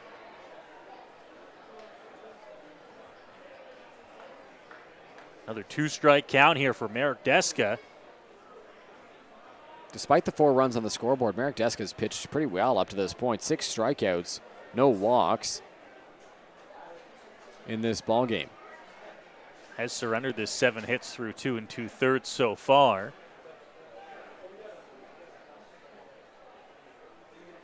Ready to the plate, and that one will miss up to Wilkie 1-2. Even those 7 hits, though, Noah, they haven't really been hit overly hard. There have only been a couple that have been hit hard by London Majors, kind of ground balls that find the perfect spots for Majors bats to reach. Well, I mean, you got 2 infield singles on that list. The only real big hit for the Majors was the Newton home run, but that pushed across 3 runs. Up in the zone, another miss for Deska. Count to 2-2. Yeah, I think Perrier hit his ball pretty hard down the line. Mullen might have hit it hard. I think he hit it a little harder than most between Salazzo and Vinicio there. So 3 of those 7 hits off the top of my head I can think of as hard hit balls for the Majors.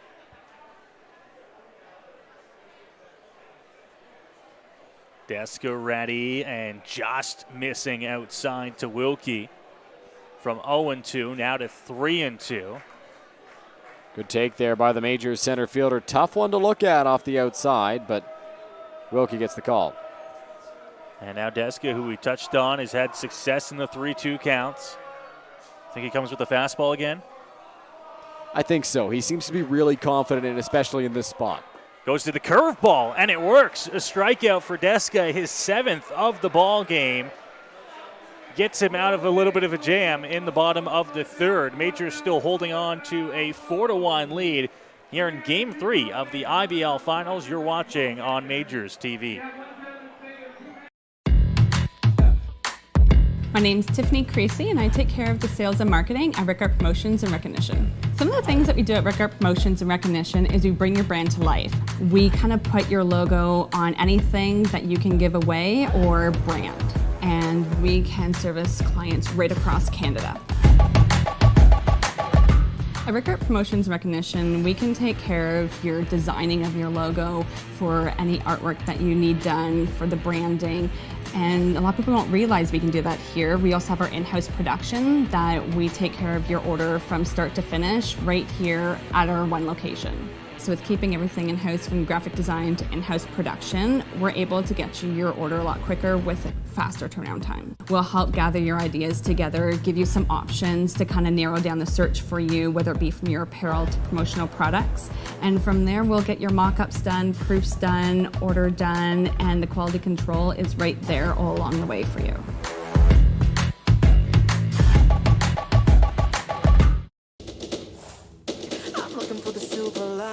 So tell me where it hides. I know I got some lightning currents running through me. I found that silver lining on the inside of me. Yeah.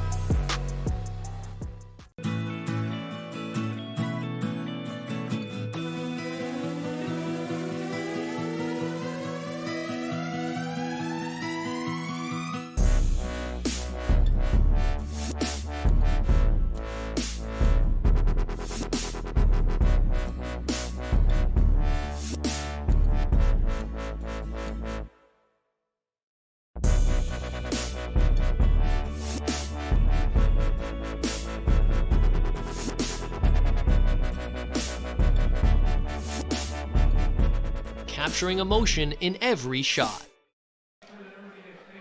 Back inside the ballpark for Game 3 of the Intercounty Baseball League Finals. 4-1, the London Majors lead over the Toronto Maple Leafs through 3 complete innings. The kids just finishing running the bases as they do after the 3rd inning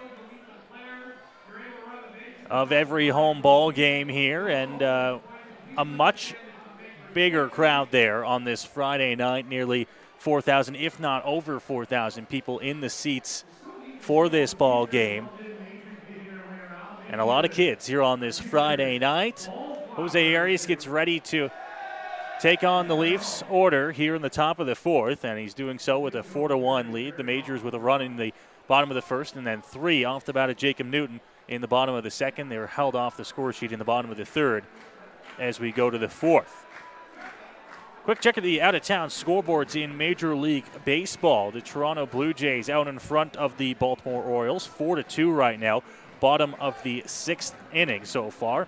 Matt Chapman, George Springer, both with home runs for the Blue Jays tonight. The Detroit Tigers, a 1-0 lead over the Chicago White Sox. Bottom of the 5th inning in Comerica. So both of the Major League clubs within our vicinity. Leads right now here on this Friday night. Robert Mullen the throw down to second, and Jose Arias is through and complete with his warm-up pitches, and we get set and ready for the top half of the 4th.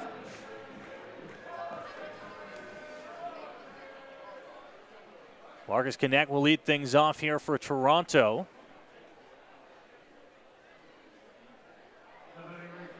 Had a double that scored a run for Toronto in the 1st.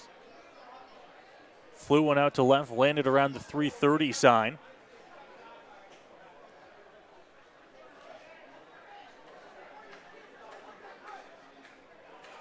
And Arias is ready to work here as the first pitch to Knecht is a fastball called a strike. He gets ahead 0-1. Good pitch right there from Jose Arias to get ahead to start the top of the 4th inning. No runs for the first time in this ball game in the bottom half for the Majors, so we'll see how he responds. Arias fastball, pretty good location, just missing on the bottom of the zone, 1-1.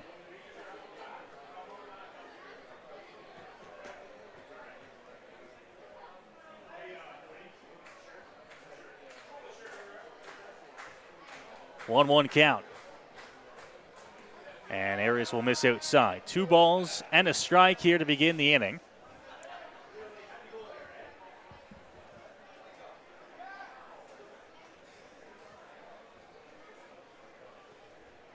Connect awaits the 2-1 pitch. Fastball again. Once again, bottom of the zone, and once again missing 3-1 now. Yeah, that one missed a little bit lower to Marcus Connect right there. No real temptation for the power-hitting right fielder to go after that offering from Jose Arias. Going to need to come a little bit closer.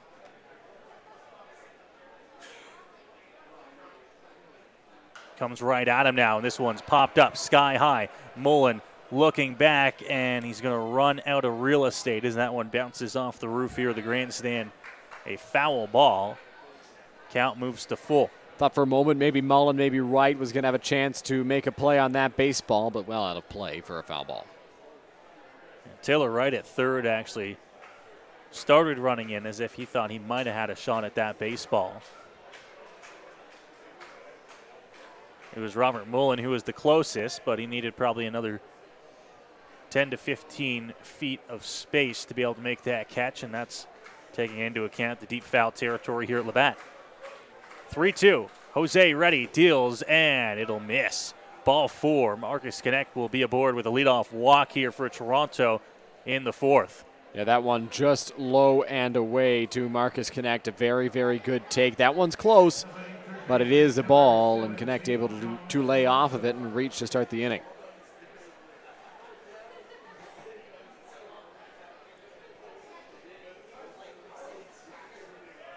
So John Salazzo now struck out his first time around. We'll look for a little bit of redemption as the Leafs trying to get something going here in the 4th inning. First pitch to him, ripped. Perrier gets it, steps on first to throw. Not going to be in time to second, but what a nice play to save a for sure base hit off the bat of John Salazzo. That's a fantastic play by Dan Perrier over at first base. If that ball gets by, a Marcus Connect might score. He at least moves up 2 bases, and there would be 2 runners in scoring position. John Salazzo smoked it over to the first base bag. Perrier got down, got in front of it, touched the bag, and recorded the first out.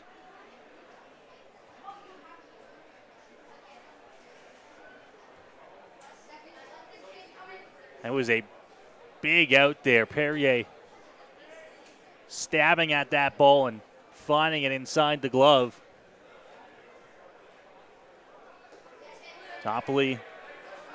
Lewis at the plate here, offering at that first pitch, trying to possibly get Connect up to third. Right through it, though, 0-1.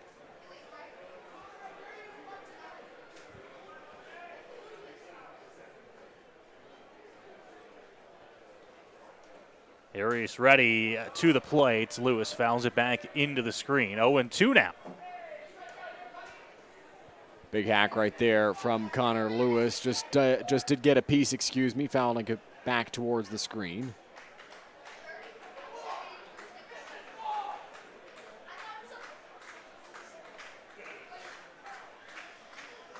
Fans trying to cheer along Jose in an 0-2 count. Checks back at the runner, delivers to the plate, and just missing. Robert Mullen trying to reinforce with his pitcher that was a very good pitch, and Connor Lewis nearly swung at it. It might have been just off the plate, but was very close to the corner. On 0-2, that is the location you want to be. Now they'll move to set up on the inside portion of the plate. 1-2. Called strike 3. Comes right back to it and gets Lewis down on strikes. And there are 2 gone. Great pitch right there from Jose Arias. Connor Lewis goes down on a pitch that had lots of movement on it from the Majors right-hander. Just your ideal 2-strike offering. Gets caught looking at that one for the second out. A big punch out there as Arias tries to work out of this 4th inning. Runner in scoring position here for Toronto. And now it's Dan Mara at the plate. First pitch fastball inside, called a strike. And he gets ahead.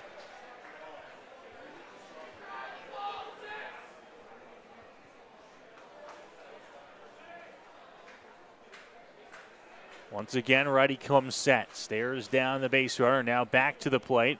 And will miss at the bottom of the zone. Count moves to 1-1 here on Dan Mara. Arias missing low a little more frequently in this inning, getting on top of it perhaps a little bit too much, releasing the baseball a little bit too late maybe, but still patting the zone with strikes. 43 of his 66 pitches have been strikes. And this one hit down the line, but foul. We'll slap at that two-strike pitch from Mara, and he almost found it down the line for extra bases.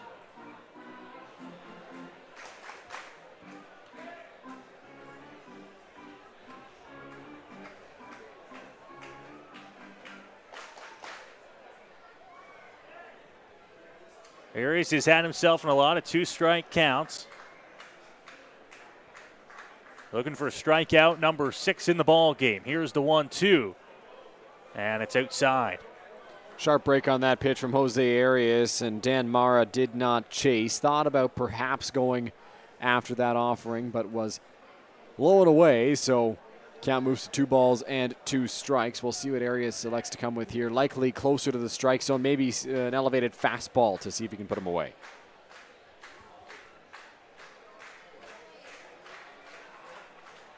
Got another chance here with 2 outs to get out of the inning. Looks back, now delivers to the plate. This one hit on the ground, and it's going to be into left field, a base hit. Reichstein will pick it up. The throw home is going to be not in time as Marcus Connect comes in to score, and the deficit trimmed to 2 for Toronto here in the 4th. Keith Candell nearly came up with that baseball, but Dan Mara found the perfect hole between the shortstop and third baseman into left field. Byron Reichstein has a great arm, but he had to charge in hard and then come up throwing, and the throw was just a second too late with the good speed of Marcus Connect, so the Maple Leafs have trimmed the deficit to 2 runs. Big hit there by Dan Mara. It is a 4-2 ball game. No hesitation in that throw from Takamatsu to send his runner either, even though he knows the arm that Reichstein has in left. First pitch is going to miss low to Damon Toppoli. All in no strikes here on the DH.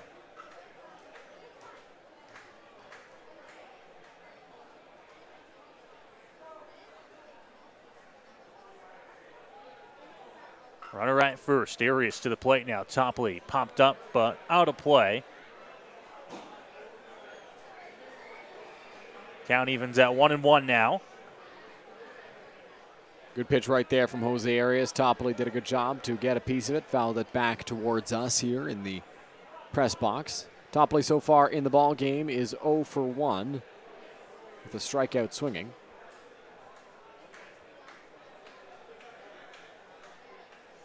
Arias to the plate, fouled back into the screen again.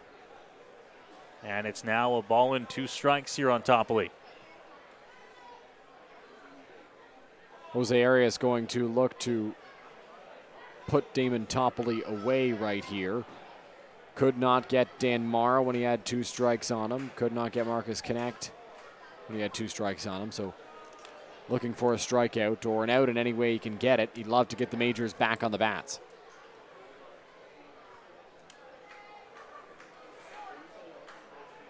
Mara is at first. Toppoli is the batter. It's a 1-ball, 2-strike count with a couple of outs here in the inning. Arias is set on the mound. Here's the delivery from the righty, and it's popped up sky high. Mullen back to the screen. Does he have room? And holds on for the catch. Tracks it right into the screen to end the top of the 4th. That's a fantastic play by Majors catcher Robert Mullen, and you got a great look at it on your screen at home. Mullen chasing after it, trying to track that baseball down, and able to make the grab by the backstop screen. A phenomenal play by the Majors catcher to end the inning, get a big out. Sometimes when your pitcher is struggling a little bit to get out of an inning, you've got to go after every foul ball. Make sure that you don't rule out the possibility of catching it. If there's even a slim chance you could get to that baseball, you've got to go for it. Mullen did, and he is rewarded with an out. Leafs do pick up a run in the top of the 4th. to bring themselves back within a couple of runs as we go to the bottom half of inning number 4. You're watching London Majors and Intercounty Baseball League action here on the London Majors YouTube channel. We remind you to subscribe if you aren't already and follow us on Facebook, Twitter, Instagram, and TikTok for all the London Majors content you could ever need throughout all months of the season. Yeah, we've got lots of content for you. We kind of blast you with content all throughout the year on TikTok. We had Andrew Wark, who was doing a great job for the London Majors TikTok account. A shout out to him. And back at school now. Miss that guy around the ballpark sometimes, you know. Warky was great. We got Matt Hiscox doing a great job on all Majors social media as always. And we appreciate you joining us every Friday night throughout the season and every game throughout the playoffs here on YouTube. As we follow this Majors season throughout the year, there have been some exciting moments, that's for sure, on YouTube. Some exciting moments, and I'm sure the Majors down in that third base dugout hoping for some more exciting moments over the next week here of September baseball. A 4-2 Majors lead. 3.5 innings complete here at the ballpark. Eric Desia still on the mound here for Toronto. And Dylan, as he comes back out here, we will once again keep an eye on that pitch count here, as it's at 70 through the first 3 innings of work. Yeah, a little elevated for Marek Deska through 3 innings of work in this ball game. No real action. You get a look at the Maple Leafs bullpen on your screen. No real action in that pen. There are some guys walking around. Nobody stretching, nobody throwing. So it looks like for now, it'll be Deska's game.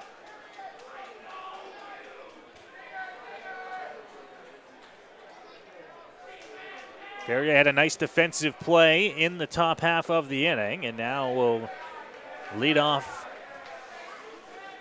the Majors bats in the bottom half. Deska ready on 1-0. Perrier held off, thought about it, thought it was going to be a bit more outside than it was. It's 1-1. Yeah, that one looked like it might have missed, but home plate umpire calls it a strike nonetheless, and count moves to even here. 1-1. Perrier, big swing, popped up, foul territory. Castaldo and Mara giving it a look, and this one's going to drop between the two on the dirt about 2 or 3 feet in front of the fence.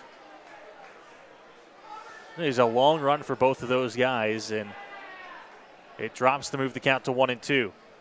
Yeah, there wasn't one guy in particular that was closer to that baseball. Both Mara and Castaldo had to race for it in foul territory, and it winds up dropping right between them. I don't think either guy felt confident enough to call that baseball. So they nearly collided, but luckily for the Leafs, they did not.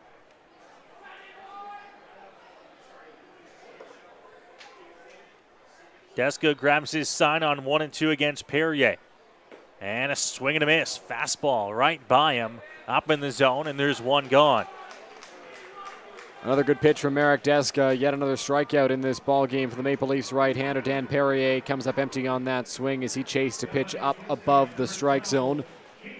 And Noah, you mentioned that there's a pattern for the Majors where they get a hit after the first out in every inning so far, at least. We'll see if that stays intact here. We've done so through the first 3 innings. First out recorded, and then the second batter, a base hit. It's going to have to be Keith Gandel if they want to keep it up. He's already 1 for 1. But he'll take the first pitch he sees for a strike. No intention to swing at that one for Keith Gandel. Just wanted to see a pitch through as the curveball is on the inside portion. Doesn't break enough to get called a strike. 1-1 now on the Majors shortstop, bottom of the Majors order. Curveball, strike 2.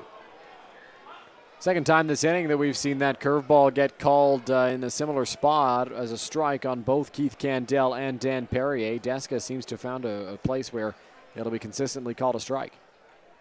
Curveball on the ground, up the middle, bobbled, throw to one, and it gets away from the first baseman Castaldo. Keith Gandel will reach. It will be an error, but the Majors do have a base runner aboard with 1 out. That's kind of a tough play for Jose Vinicio, the shortstop for the Toronto Maple Leafs, because it was going to be, an in-between hop right there for Vinicio as it came bouncing up high on him, and he went after it. He knew the runner that was coming down the line in Keith Candell. He knew that if he waited back, he wasn't going to have the time to throw him out because of how quickly Keith moves down the line. So he went after it, bobbled it for a moment, couldn't come up with it cleanly. And because he's so good defensively, because those hands are so good, he was nearly able to get him, but the throw off the mark, and it allows Candell to reach.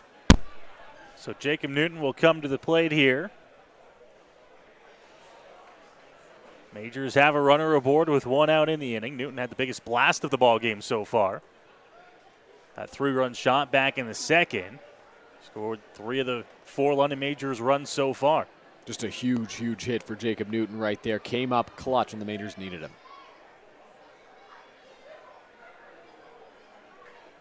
Deska to the plate. And they appeal down to third. Newton is able to hold up in time. 2-0. Good breaking ball right there from Marek Deska. Lots of movement on it. They wanted to check to see if Newton went around, but he just did hold up.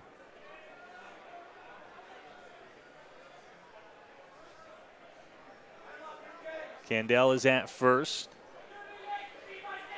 Didn't show any signs of wanting to go on the first 2 pitches. Not going on this one either, as that one is going to miss up in the zone. 3 straight to Newton. Ball 4 chance beginning a little bit here at Labatt Park. And here they come as Deska behind 3-0. And it will be 4 straight to Jacob Newton to put runners at first and second with 1 gone here in the inning. The ball 4 boys, as the chat has nicknamed them, are back in full force tonight. And for the first time tonight, they actually get the ball 4 they were looking for. That's the first walk that Marek Deska has issued in this contest. Despite the fact that the pitch count is elevated at 82 pitches, he is yet to walk a batter. He was yet to walk a batter up until that point. So that is the first base on balls issued by the Toronto right-hander, and that allows Newton to reach, moves Candell to second, so 2 on as the Majors get deeper into the order and closer to the heart of it. Yeah, the pitch count up there, but 8 strikeouts for Deska. Of course, the 4 runs on 7 hits for London, but his stuff's still breaking, still locating it well here. Once again, save and accept that 4-pitch walk to Newton in the most recent at-bat. Didn't look like he was losing it at all. One of the things with Marek Deska is he stays so composed out there on the mound. Nothing is going to get him out of his rhythm. Despite the fact that he fell behind 3-0 on Jacob Newton, he was still working quickly just as he always does and delivered to the plate and just couldn't find the strike zone.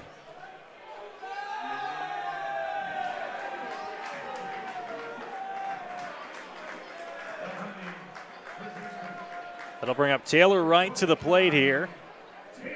Majors have 2 runners aboard, 1 out in the inning.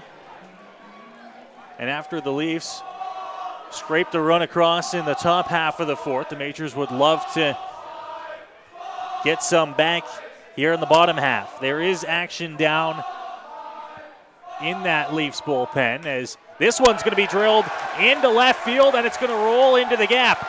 Picked up in left field by Carrington. 1 runs in to score. They are going to hold Newton at third as Taylor Wright is safely into second base.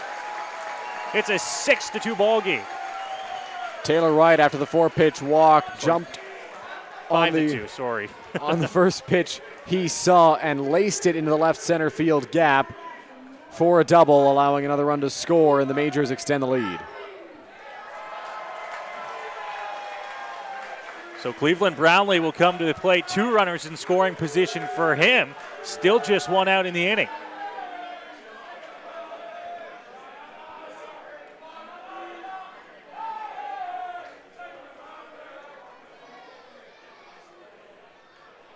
Newton at third, Wright at second. Brownlee at the plate. 5-2, the Majors lead.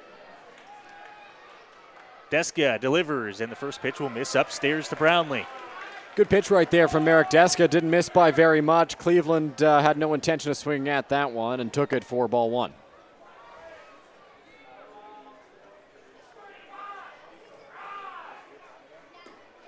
Now to the plate.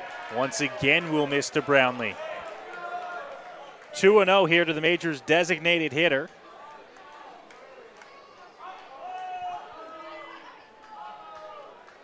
A little bit of action in the Maple Leafs bullpen as Deska's pitch count continues to climb, now at 85 through 3 1/3. A swing and a miss by Brownlee.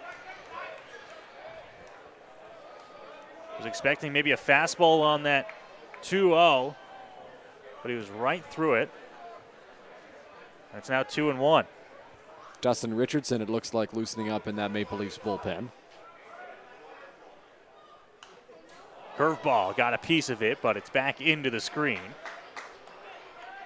From 2-0 now, Deska works it back to an even count at 2-2.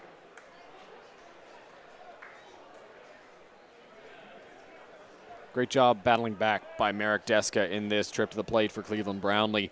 Fell behind 2-0 very quickly on the big man, but has worked it right back and now has a chance to put him away. Deska ready, the 2-2 popped up. Mara gonna have space as he's back to the screen, and he makes the catch. A huge second out there for Deska and the Leafs here in the bottom of the fourth. Yeah, great play right there by Justin Mara, tracking that baseball down in foul territory, and he almost overran it. That ball is always going to come back on you when you're behind the plate as a catcher, and Mara nearly misjudged it, but he was able to make the grab. Robert Mullen to the plate, 1 for 2 in tonight's contest. Has scored a run with a single, and now there's 2 big ones standing out there for him.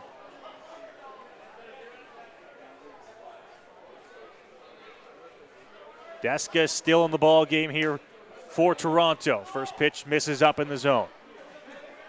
You'd have to think this might be his last inning. He's up at 88 pitches now, through 89, through 3 2/3, plus the one to Robert Mullen.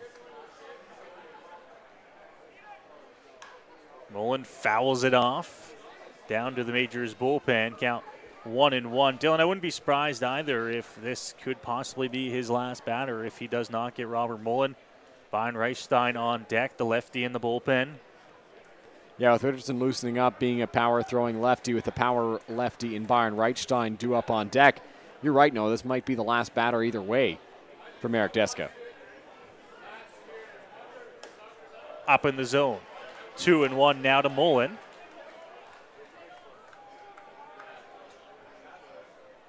Deska has been just a little bit more around the zone than in innings past. Possibly losing a little bit of energy here.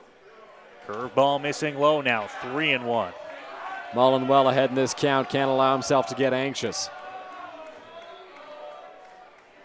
If you're Deska in the Leafs here, you do have a base open. You don't have to groove anything here to Robert Mullen.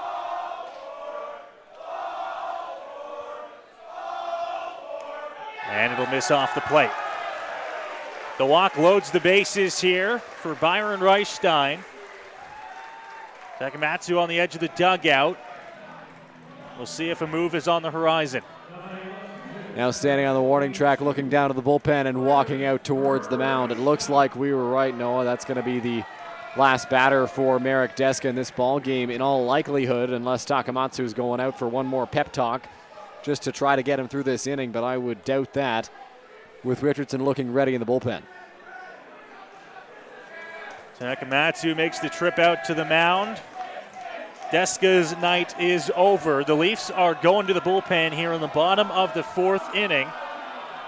With the bases loaded and Byron Reichstein due up at the plate for London.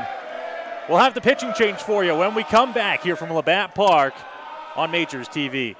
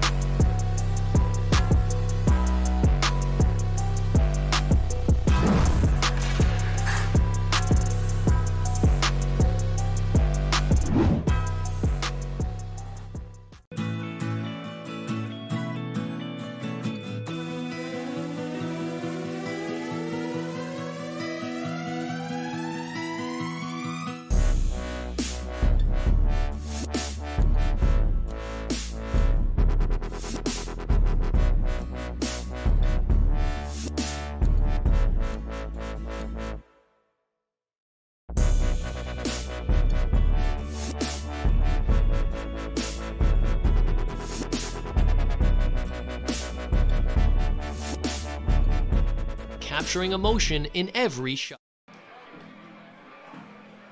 Inside Labatt Memorial Park here for Game 3 of the IBL Finals, and the Toronto Maple Leafs have gone to the bullpen. Takamatsu will bring out the lefty Richardson here to face Byron Reichstein with the bases loaded here in the inning. Takamatsu going for the matchup favorability here as he brings out Dustin Richardson, the lefty, to take on Byron Reichstein, the left-handed power bat. In 2 games this postseason, both of them were starts for Dustin Richardson, giving up 8 combined earned runs. 12 strikeouts, 2 walks in those outings.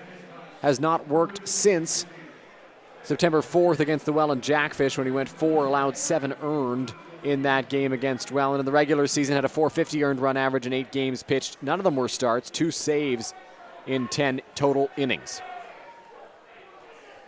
Byron Reichstein is 1 for 2 in the contest. And you get the feeling, although only here in the bottom of the 4th, that this at-bat could hold some importance as we move forward. Richardson into the ball game for Toronto. Bases loaded. It's Mullen at first, Wright at second, Newton at third, Reichstein at the plate. Lefty's first pitch is going to be dropped in there with the breaking ball for a strike on Reichstein. A good curveball right there from Dustin Richardson. Reichstein likely sitting fastball. Maybe he just wanted to see a pitch, but gets ahead with the breaking ball.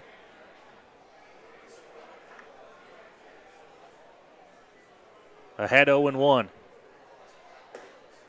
And that one will miss to Reichstein. Count even now at 1-1.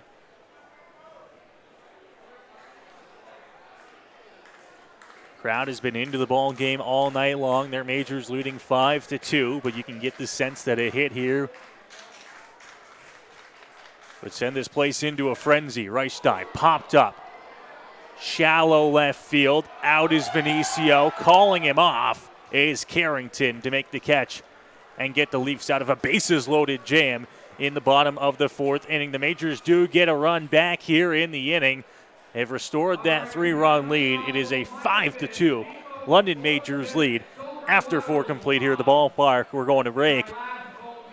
The 5th coming up here from London. Do you know where your food comes from? Like where it really comes from? It comes from farms, farmers, and their families. At Healthy Eats, we believe if we wouldn't serve it to our families, we wouldn't serve it to yours. From farm to folks, we do things the way they're meant to be.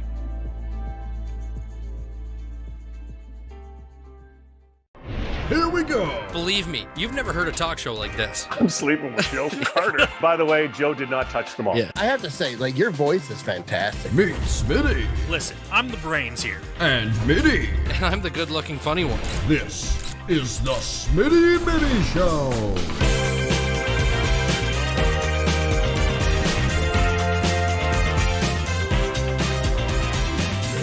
Catch new episodes of the Smitty and Mitty Show wherever you get your podcasts. Go beyond the scores and get to know the athletes who call the Forest City home. Game Day London brings you in-depth stories and conversations about London's major teams and athletes. Whether it's the London Knights, Nationals, or Lightning, or even your London Majors, Game Day London has you covered. For fresh and engaging sports coverage, visit GameDayLondon.com. Game Day London, proud sponsor of your London Majors. 5th inning here at the ballpark. Jose Arias back out to the mound for the London Majors. Noah Smith, Dylan Baker calling this game for you from the Game Day London broadcast booth. Tucked up here and trying to stay our warmest as the sweater weather falls upon us here. Gotta turn the fan off behind us. No, I was getting a little chilly. It is probably just the best. It's a force of habit is what it is. You come to the ballpark, you're used to calling games in the summer, turn the fans on as soon as you get here because you're going to need them. Well, plus when you get here, it is pretty hot. Like when we're setting up cameras and setting up the equipment here in the Game Day London broadcast booth, it's warm at the park, but as the sun goes down, it cools right off. Yeah, we settle into our seats and things start to get a little bit chilly. Jose Arias is on the hill for London. 73 pitches through 4 innings for Jose. He's given up 2 runs, one in the first, one in the fourth. Been pretty efficient, been filling up the strike zone as well. Had a couple of longer innings, the first and the fourth, where he gave up those runs, 22 and 20 pitches respectively, but 16 in the second, 15 in the third. He's going to look to provide a little more distance in this ball game for the Majors as they look to take a series lead. Only up by 3 runs. They'd love to get back on the sticks quickly and maybe add some insurance. Leafs were inching their way back into the ball game with a run in the top half of the fourth, but the Majors got it right back for Jose Arias. And now he'll get this 5th inning underway.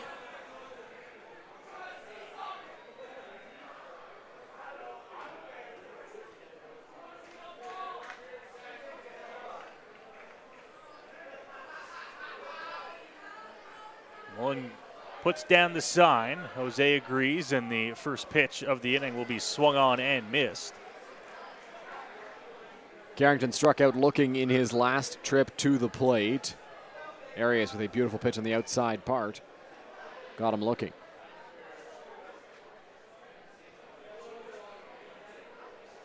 Oh, 1 here on Carrington, pardon me. The pitch fouled off. A chase down towards the fence by Taylor Wright, but he's not going to have enough room. It's 0-2. There's a very upset fan down the third baseline. You got a great look at it right there on your screen, who did not come up with that foul ball. He was close, but could not come up with it as he was heading down, likely to go to the concession stand.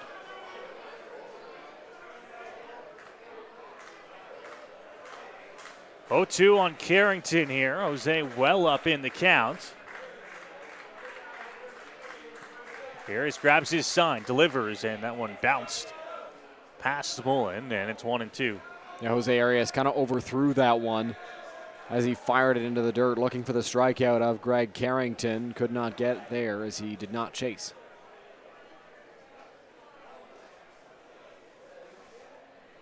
Bottom of the order here for Toronto before they'll turn it back over to the top with Vinicio on deck. This one hit into center field, and it'll drop for a base hit. Carrington is aboard to lead off the 5th inning with a base hit. That's what Greg Carrington does so well. Even when he's down in the count, he's able to get a piece of it and flare it into center field right there to reach base and turn things over to the top of the order. He works very, very well as a number 9 hitter, as a second leadoff man. And I heard Ryan Eakin and Patrick Melbourne talking about it in the Game 2 broadcast from Christie Pits. Carrington fits that role seamlessly in that number 9 spot for the Maple Leafs.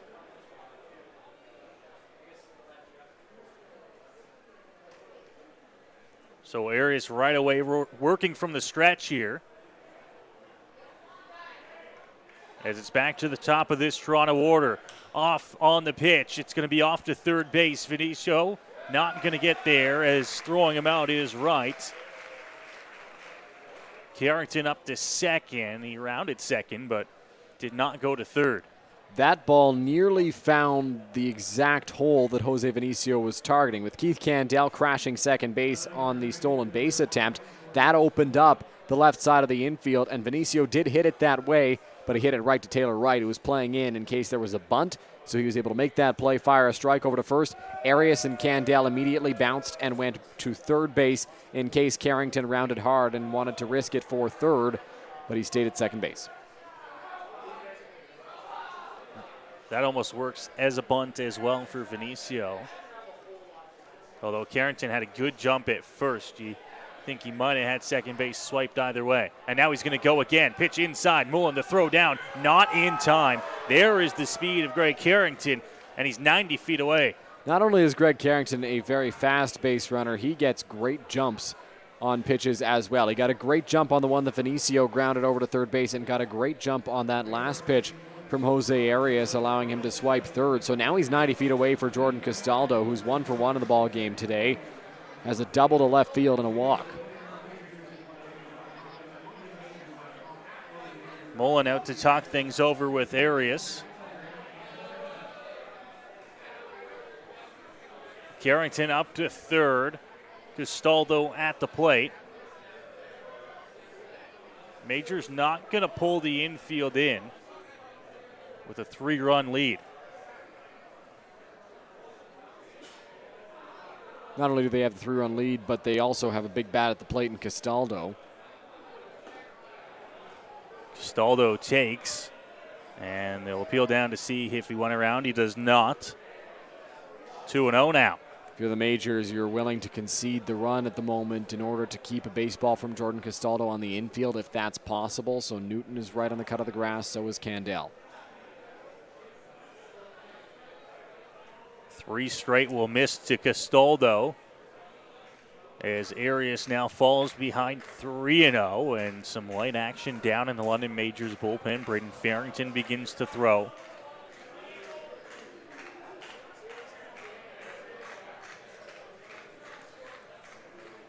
Arias ready. 3-0 delivery right there for a strike.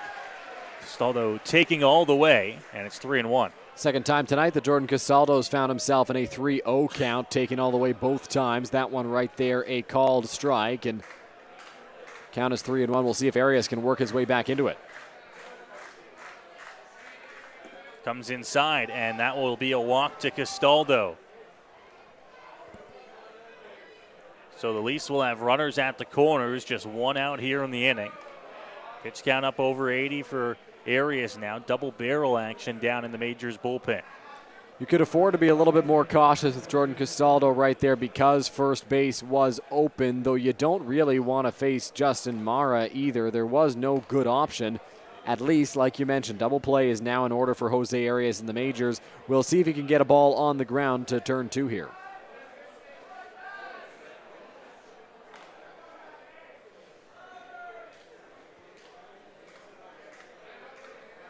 Arias with a couple of runners on. Pitch, pretty good location. Mullen can't believe that one missed. 1-0. Might have missed a little bit high, maybe, Noah, but that looked like a very good pitch from Jose Arias that did not get the call, as Fernando Fernandez has joined Braden Farrington in loosening in the Majors bullpen. Fouled back into the screen. Good cut there from Mara. Tried to do some damage on that 1-0 pitch. Yeah, he took a big, healthy hack at that one. He's always looking to do damage, has lots of pop in that bat, and right there took a big swing, fouled it off.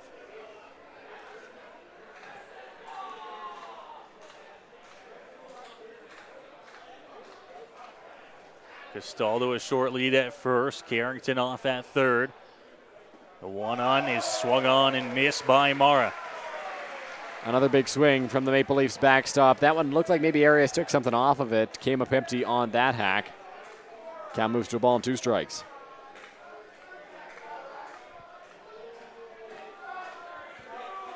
Arias looking for a big out here in the top of the 5th. In a jam here against the Leafs offense. The righty comes set, and the delivery is going to miss well up and out. Overthrew that fastball. Count to 2-2. Yeah, Arias trying to get a chase from Justin Mara up high, looking for a swing and miss, and just did not get one. So the count moves to 2 balls and 2 strikes. Maybe if he gets that pitch a little bit closer to the strike zone, a little closer to the plate and not as far outside, he might get a swing from Mara, who was a little bit aggressive in that at-bat, but with the talented hitter at the plate, you just can't throw that with 2 strikes. 2-2, swing and a miss. Huge strikeout there for Jose Arias. Gets Mara to chase low in the zone, and there are 2 gone here in the inning. That's a massive strikeout for Jose Arias and the London Majors, because instead of facing the runners at the corners with 1 away and needing a double play to get out of it without allowing a run, now you've got runners at the corners, 2 outs. The lineup doesn't get easier. The matchup doesn't get easier for Jose Arias, but at least if you get a fly ball right now to the outfield, it doesn't score a run. If you get a ground ball in the infield that you wouldn't have been able to turn 2 on, you can only get 1 out, it would not score the run. So a great job by Arias, pitching his way to that strikeout, but 1 more out to get. He's not out of the woods just yet. Arias inside to Marcus Connect, up and into the zone. Some ooze from the crowd here. Count to 1-0. Arias wants a new baseball. That one sailed out of his hand, up and in on the Maple Leafs right fielder. Connect backed out of the way quickly. Marcus is 1 for 1 in the ball game today. Doubled on a fly ball down the left field line in the first inning. That was the one that Byron Reichstein could not see at all off the bat. And it dropped near the foul pole for a double, and then he walked in his next trip.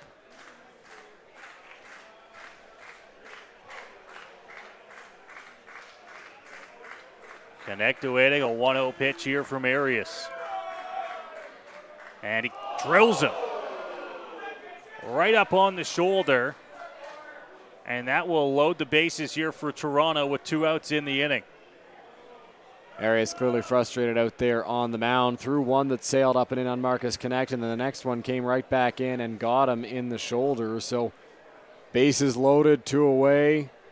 Not a great spot to be if you're Jose Arias. One good pitch gets you out of this, but still danger time at Labatt Park.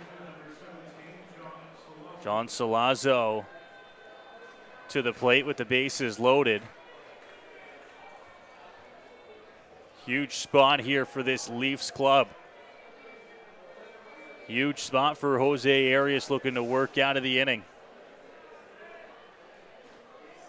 The bullpen is ready. But this batter will be up to Jose Arias. First pitch, bottom of the zone, it'll miss.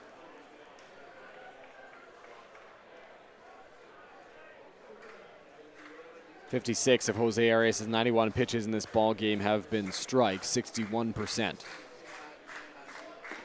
1-0, catches the outside corner. He's back in the count at 1-1 now. Arias needed that pitch right there. Did not want to fall behind 2-0 and give a good hitter's count to John Salazzo. The leg kick and delivery blocked in the dirt by Mullen. Arias has been just around the zone. Hasn't quite been as dialed in this inning. You could tell. And as his pitch count climbs over that 90 mark, closing in on the century mark here. Tries to work out of a bases loaded jam. 2-1. Swing and a miss. Great pitch right there from the Majors right-hander. Dove down and in on John Salazzo. Swung right over top of it, And now 2 strikes with the bases loaded.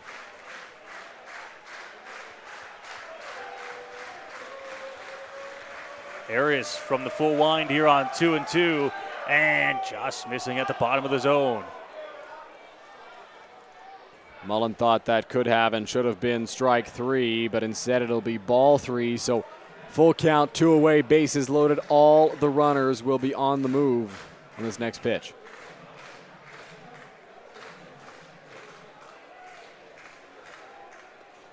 Just the top of the 5th, but a big pitch coming here. Arias ready. Here is the delivery. It's drilled into center field. Back on the run, Wilkie tracking, and he's got it. Jose Arias uses a fly ball to escape the bases loaded jam and keep this a 5-2 Majors lead. Good job by Jose Arias working his way out of that jam, and has some words for the Maple Leafs dugout now as he walks off the field. Austin Wilkie did a good job tracking that baseball down in center. A ball that was hit very deep off the bat of John Salazzo, and for a moment I wondered if it was going to keep carrying, but Wilkie able to track that one down, and we'll see what more comes of the bickering between the two sides. And Dylan, we go right back to that conversation we had in, I believe, the second inning about the positioning of Austin Wilkie in center field. Plays this defense fairly deep, and because of that, that catch in center is a little bit easier. You're no longer on the run trying to track a ball to what was probably about 15 feet from the outfield fence. He was able to get there and for at least a second get camped underneath it and make the catch. Yeah, it's Austin Wilkie's positioning coming back again, like you mentioned, Noah. It's the exact reason he was able to track that baseball down, make that catch with as much ease as he made it with, because he's playing it so well. Because he's so deep, it allows him time to read that baseball to say, okay, I don't have to take a negative step here. Negative step, of course, being when you take a step in the wrong direction of the baseball. He does not take that negative step because it allows him an extra second to think about where he needs to go, whether that's in or back. And right there, it was back, and it was back in a hurry. He made the play.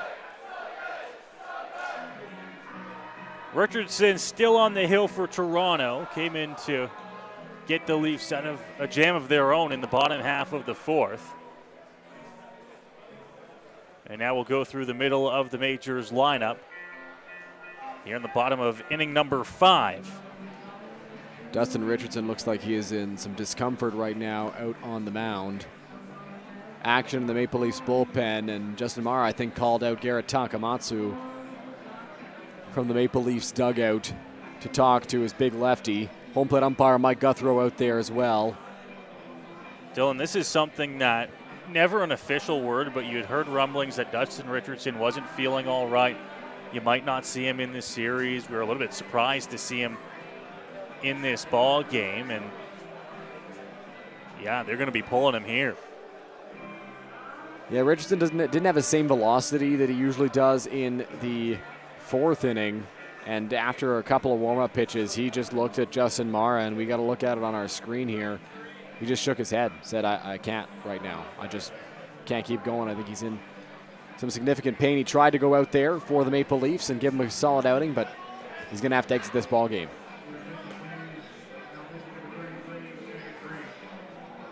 So the Maple Leafs are going to go to the bullpen here. And it looks like it'll be Sam Green coming in to pitch, the righty for Toronto. Sam Green, if it is Sam Green here, he is the starting pitcher from yesterday's ball game for the Maple Leafs, coming in from the bullpen. And we had heard that the Leafs were spread a little thin in terms of pitching depth perhaps today, but Green coming into this ball game, listed as number 28 on point streak here. We'll try to get you official word on who that is for the Maple Leafs. The lineup card says that is Sam Green. All right, Sam Green in his last outing pitched yesterday against the London Majors. 3 innings, 3 runs, two of them earned. 2 hits, 2 walks, and a strikeout for the Maple Leafs right-hander. He started that ball game, and then Dylan Jacober took over out of the bullpen and was terrific for Toronto. So we'll see what Green can do here as he comes into the bottom of the 5th inning.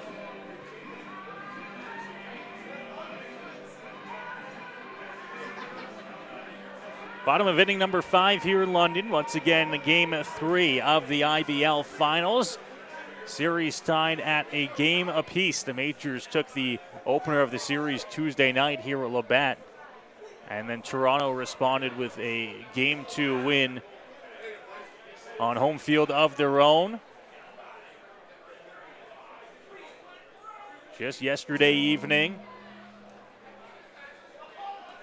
a 5-2 London Majors lead here in the 5th. Majors would love to add on in this spot. Starling Joseph, Austin Wilkie, Dan Perrier due up for London against Sam Green, who of course will get as much warm-up time as he needs right now because he was not warming up in the bullpen when Richardson was pitching. He kind of started to get loose at the beginning of the inning in case he was needed, in case Richardson was feeling it, and now had to hurry into the ball game. He says 2 more pitches and then he'll be ready to go. So we are nearing a return to play here in the bottom of the 5th. Dylan, the Blue Jays are up 6-2. That's good. Top of the 9th inning against the Baltimore Orioles. Top of the 9th inning over there, my goodness. Yeah, flying along. I saw that Matt Chapman has 2 home runs on the evening as well. I saw that too. I got those notifications. Feels like the notifications come up a little more in those Apple TV games, trying to get you to tune in. Or trying to keep you up to date if you can't watch. Well, because you're all locked in on the majors in the IBL Finals between Toronto and London. Leaf fans and Majors fans alike seeing a good balance in the chat. A lot of fans of both sides. Fans of both sides, fans of just baseball in the IBL as well, tuning in. Sam Green is ready, and Starling Joseph will be the first batter that he faces for London here in the bottom of the 5th inning. Joseph so far in the ball game for the Majors, 0 for 2, but we'll be looking to get something going in this inning for London. Strikeout looking and a fielder's choice up to this point.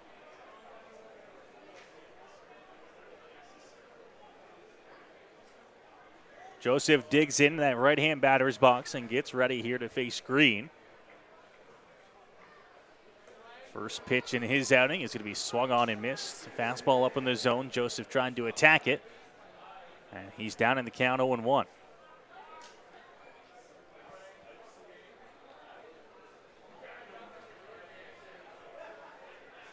Green stares in for the sign here from Mara. The 0-1 delivery. Fastball, bottom of the zone, it'll miss. Count even now. Majors know exactly what Sam Green features. They had to face him yesterday night at Christie Pits in Toronto, so they should know what to expect from the Toronto right-hander. Green ready. Fastball outside edge. Strike called by the home plate umpire. And Joseph now in a 1-2 hole. Joseph steps out of the batter's box to regroup after he did not agree with that call on the outside corner. Looked to be pretty close, at least on the outside edge. Now the Majors right fielder well behind in the count, 1-2.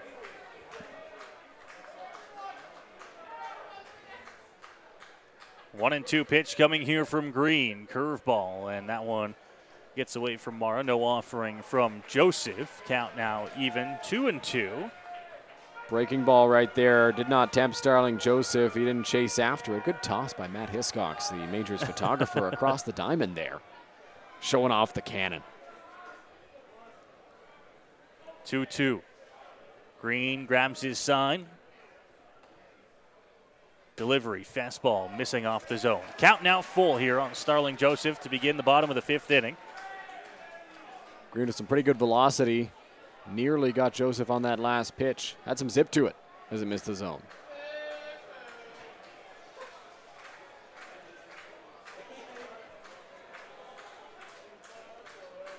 And steering along, Green to the plate, called strike three, bottom of the zone. Starling Joseph can't believe it, but it looked like it was right there for out number one.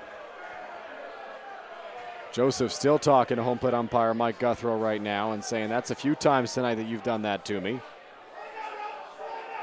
And he's going back to the dugout now, an unhappy camper.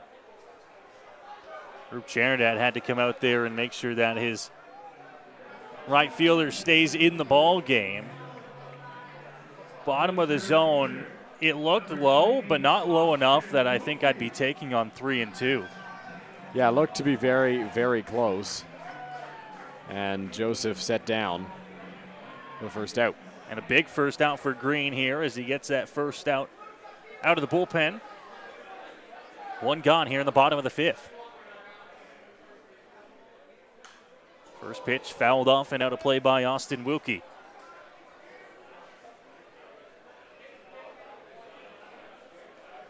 Wilkie 0 for 2 in the ball game. Couple of strikeouts swinging, so he'll be looking to put the ball in play here in this trip to the plate.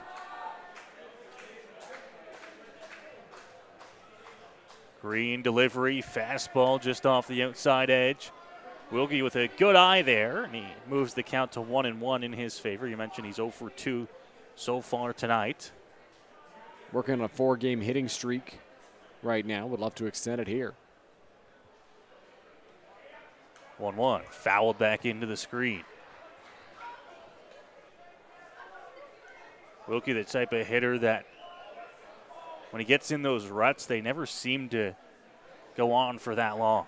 A few at-bats, maybe at most, if he's not feeling it, but such a solid swing, consistent swing, and he just seems to stay in at-bats. Here's the 1-2, curveball, swung on and missed, and he's down on strikes for the third time in the ball game, and there's 2 outs here in the inning.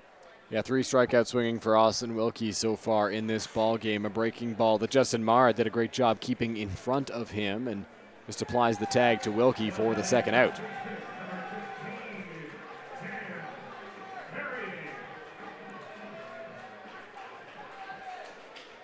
Dan Perrier comes to plate, 1 for 2, slap one down the right field line for a base hit earlier on in the contest. And now he takes a swing at this one on the ground. Shortstop picked up Vinicio. Throw not going to be in time. Had to wait back on it at short, and the throw wasn't going to beat Perrier down the line, and he's aboard. He had to wait back on it and kind of airmailed the throw just a little bit over at shortstop, and Dan Perrier is going to be able to reach because of that. So the big man gets aboard. And just to elaborate a little bit more on Green out there on the mound, Sam Green for the Toronto Maple Leafs. Yesterday, he started the ball game, went 3 innings, 2 hits, 3 runs, as mentioned, threw 54 pitches, which is not an unreasonable amount to pitch the next day by any stretch of the imagination. So he's certainly capable of pitching in this ball game. For how long, that's still to be determined. But he did only throw 54 yesterday. Candela going to rip well out in front of that first pitch. Fastball from Green. Finds its way out into the sea of parked cars.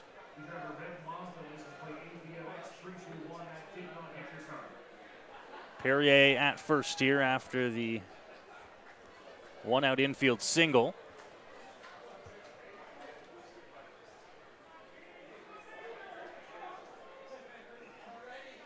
Takes his lead. Green with a quick look over his shoulder. Set on the hill. Pitch to the plate. That one in the dirt, opposite batter's box from Keith Candel, and it's 1-1.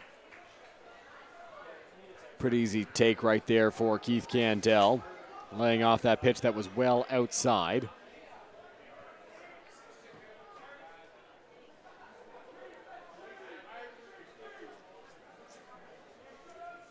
Green ready again. Candel straight back towards us into the screen. Dylan, every time that happens, you reach for it as if you're going to catch it. I do. I got to be ready. You never know, right? Because some of the netting here at Labatt Park has some holes in it. You never know if that's going to be the ball that comes flying towards you. I don't know if that one had the height to get up here to the press box. I'm not sure. No, I think that was coming towards us. Someone has to look out for this broadcast equipment. And it sure ain't me. Curveball. Candel takes that one. Now 2-2. Good lead right there by Keith Candel. On a 1-ball, 2-strike count, you can be tempted to go after that pitch, but does not chase the breaking ball in the dirt.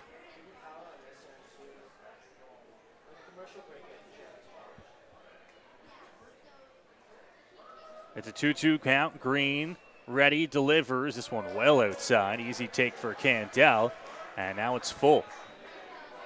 So Dan Perrier will be off on this pitch. He'll get a head start. If Candel can put one in the gap, the outfield is shallow. In particular, Connor Lewis out in center. If Candel can find a gap right now, Perrier likely scores from first because he'll be off on the pitch. So Perrier goes. Candel flies one out to shallow left. Vinicio out. Carrington comes on, and Carrington will call him off to make the catch and retire the Majors here in the bottom half of inning number 5. 5 full innings complete here in Game 3 of the IBL Finals. The Majors lead by a score of 5-2 here at Labatt Memorial Park. Dylan Baker will take over on the call when we come back for inning number 6 here on MajorsTV. My name's Tiffany Christie, and I take care of the sales and marketing at Rickard Promotions and Recognition. Some of the things that we do at Rickard Promotions and Recognition is we bring your brand to life. We kind of put your logo on anything that you can give away or brand, and we can service clients right across Canada. At Rickard Promotions and Recognition, we can take care of your designing of your logo for any artwork that you need done for the branding. And a lot of people don't realize we can do that here. We also have our in-house production that we take care of your order from start to finish right here at our one location. So with keeping everything in-house from graphic design to in-house production, we're able to get you your order a lot quicker with a faster turnaround time. We'll help gather your ideas together, give you some options to kind of narrow down the search for you, whether it be from your apparel to promotional products. And from there, we'll get your mock-ups done, proofs done, order done, and the quality control is right there all along the way for you.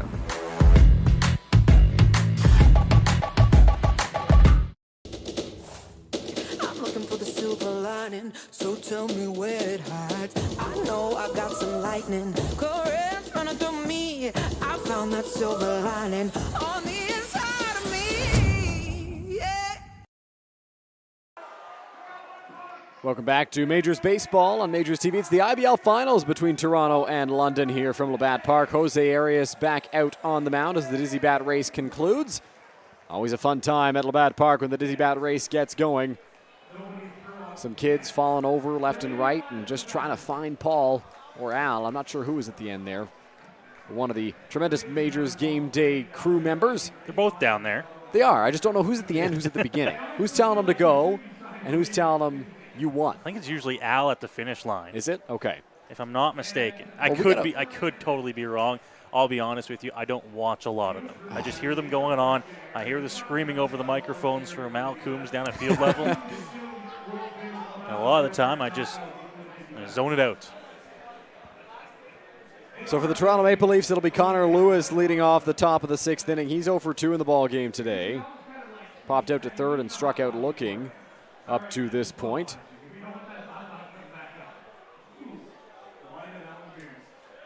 Jose Arias coming out to the mound at 96 pitches through 5 innings. We saw Farrington and Fernandez getting loose in the Majors bullpen in case Arias ran into some more trouble in the 5th inning. Loaded the bases, but squeaked out of it without allowing a run. Into the windup. Here comes the first offering to Connor Lewis. In there for strike one. Good start for Arias. Dylan, I'll be honest, I'm a little bit surprised he's back out here. As am I. I thought maybe he'd be done as he works quickly into the windup. Here's the 0-1 home breaking ball. High in the air. Mullen may have a play on it. Racing back towards the screen on the warning track. He makes the grab. A good play by Robert Mullen behind the plate to record the first out of the top of the 6th inning. That's a good, quick first out there for Arias. We talked about that pitch count. It's up there. That's not really the big worry for Arias here. He was all around the zone struggling to throw strikes in the last frame. If he can continue and get back into the strike-throwing Arias that we know here in the 6th, then maybe you get this inning for him. Try to save your bullpen a little bit. 4 innings out of the bullpen tonight is a tall ask. It sure is, especially with the game coming up on Sunday. First pitch to Dan Mara is going to miss for ball 1. And I think that might be a little bit behind maybe the idea of keeping Arias in this ball game. A 3-run lead, although not a massive lead by any means against this Leafs offense, might give you a little bit more confidence to keep Arias in for at least the 6th. That one is in there on Dan Mara for strike 1, a ball and a strike. Arias looks in. Mara at his stance, wiggling the bat around. Into the windup goes Jose Arias. The pitch lined right back up the middle. It'll be a base hit. So Dan Mara's got himself a single on a laser right through the middle. Base hit right back up the middle. And once again, the Leafs have some action here in another inning, this time in the 6th. They've scored 1 run in the 1st and 1 run in the 4th so far in the ball game, and that's it for them. They haven't been able to put together a big inning. That last inning, the 5th, probably their best chance of the ball game. Damon Toppoli steps into the batter's box for Toronto against Arias, now at 101 pitches. There was some throwing from Fernandez. He's kind of stopped. Farrington back up. Roop Chanadat coming out. Tell him to switch as that one's in the air. Foul territory. Perrier's got a play on it. He's under it, makes the grab. And that is a big second out for Jose Arias. Yeah, it doesn't get much bigger than that. A couple of pop-ups so far for the 2 outs here in the inning. Those are some nice, easy, kind of low-stress ways to get outs. And Jose's got a couple of them here in the top of the 6th.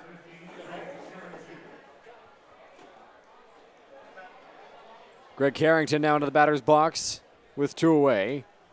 Arias looking to get out of this inning.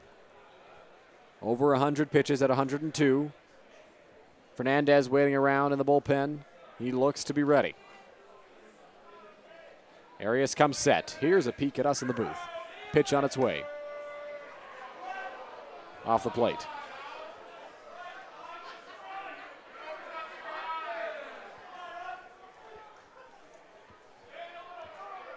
One 1-0 to Greg Carrington. Coming set is Arias. Quick throw over. Don't see that very often from Jose Arias. I think that might be the first time in the ball game. He doesn't throw over much in general when he's out there. Definitely the first time in this contest for the Majors right-hander. Here's the pitch on its way. Squaring around to bunt is Carrington, and he'll bunt it straight back. So a ball and a strike now is the count. You can probably count on one hand the amount of times this season that Arias is thrown over to a bag. He understands this Maple Leafs team will not hesitate to run, and in order to prevent it, you've got to keep him close to the bases. Arias looking into the sign from Robert Mullen. 1 ball, 1 strike count on the number 9 hitter for Toronto.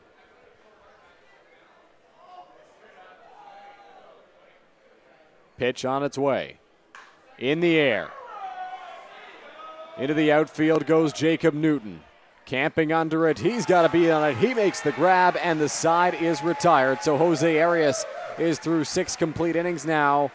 His guys are up 5-2. Yeah, great job there by Arias coming back out for the 6th. Like you said, Dylan, we weren't expecting him to be back out there after the struggles that he went through in the 5th inning, but a good, fairly quick inning of work for him there, and now the Majors go to the bottom of inning number 6 here, still holding on to that 5-2 lead and still holding on to that 3-run lead that they've had since the bottom of the 2nd. Yeah, Major's done a good job on defense. Arias has pitched his way out of jams when he's had to. And it looks like, Noah, I'm not 100% sure, we may have a new arm out on the mound for Toronto. We'll try to get you who that is momentarily. Looks like number 20, which should be Chris Nagorski. Yeah, it looks like it. The Leafs, we mentioned when Green came into the ballgame, Dylan, that he pitched the 3 innings in yesterday's contest. How long does he go? Is this just means to kind of bridge until the next reliever is ready? And it looks like that was the case. So Nagorski comes in. He worked in game 1 of this series. Through an inning, allowed 2 runs, 2 hits, a walk and a strikeout, and he'll have to deal with the top of the Majors order. And likely, if they can get it out of him more than that, they'd love some length from their righty out of the bullpen. Leafs were kind of dealt a tough hand when Deska had an elevated pitch count, as he went along to start the ball game, and then Richardson got hurt in his warm-up pitches, which forced Green to come into the ball game, and of course Green, who pitched yesterday, did not have a ton of bullets left in the tank, so he could not go more than an inning, and now in comes Nagorski. Yeah, you mentioned we saw Nagorski work back in game 1 of this series. Pitched well in that game, and he'll look to try and be the man out of the bullpen here for Toronto to get them through a couple of innings at least in the back end of this game. Majors 5 runs, 9 hits, no errors. Toronto 2 on 5, 1 lone error on the board for the Maple Leafs. So digging into the batter's box will be Jacob Newton here, the first man to face Chris Nagorski. Newton in the ball game, 1 for 2. A line out to left field in his first at-bat, a homer to center that scored 3 to put the Majors ahead 4-1 in the 2nd inning, and then he walked in his last plate appearance. Newton going to look to start the Majors off here and get something going. I think the Majors, Dylan, this is going to be a big inning here for them. This 3-run lead, although you've been holding on to it, like I said, since the 2nd, it just feels like you're going to need a little bit more, especially if you want to be comfortable in the back half of this contest. First pitch to Newton on the ground towards first base. Castaldo playing back, able to move over, make the play, and beat Jacob Newton to the bag for the first out. Newton hustled down the line to try and beat Castaldo to the bag, but the smooth-handed Castaldo at first base picked that one up. Knew how much time he had to get there, and there's one gone quickly here in the bottom of the inning. So 1 pitch, 1 out for Chris Nagorski, and Taylor Wright will walk up to the batter's box for the Majors. 2 for 3 in the ball game. Yeah, putting together a nice little ball game here. is Taylor Wright, 2 for 3, as you mentioned. First pitch from Nagorski will miss for ball 1.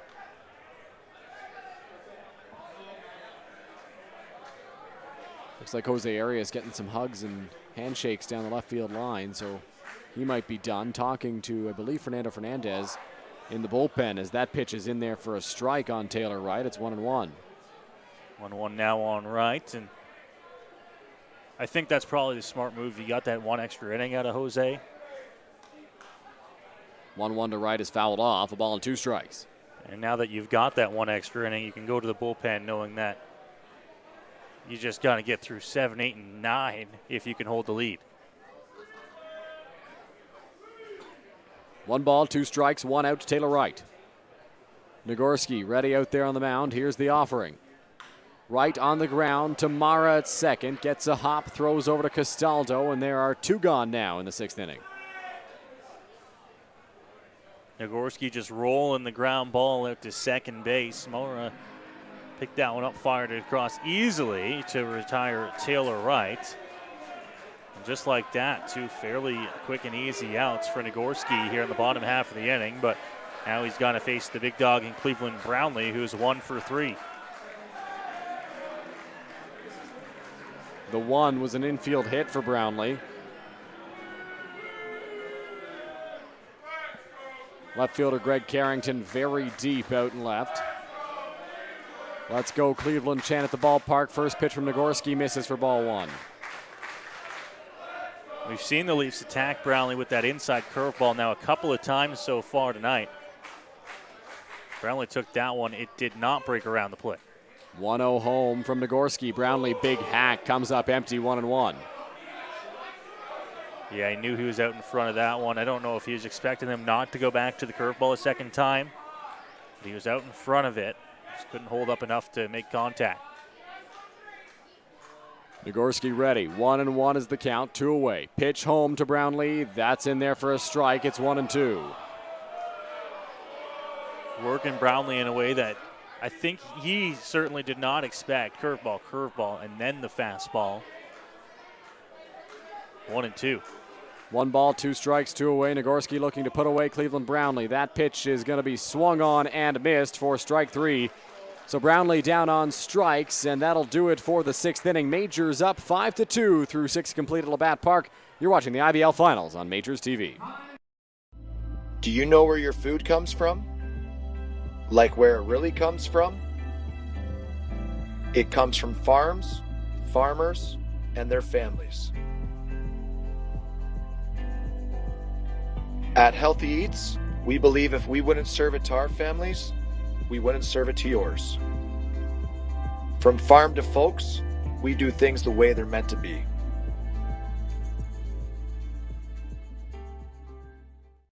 Here we go. Believe me, you've never heard a talk show like this. I'm sleeping with Joe Carter. By the way, Joe did not touch them all. Yeah, I have to say, like, your voice is fantastic. Meet Smitty. Listen, I'm the brains here. And Mitty. And I'm the good-looking funny one. This is the Smitty Mitty Show.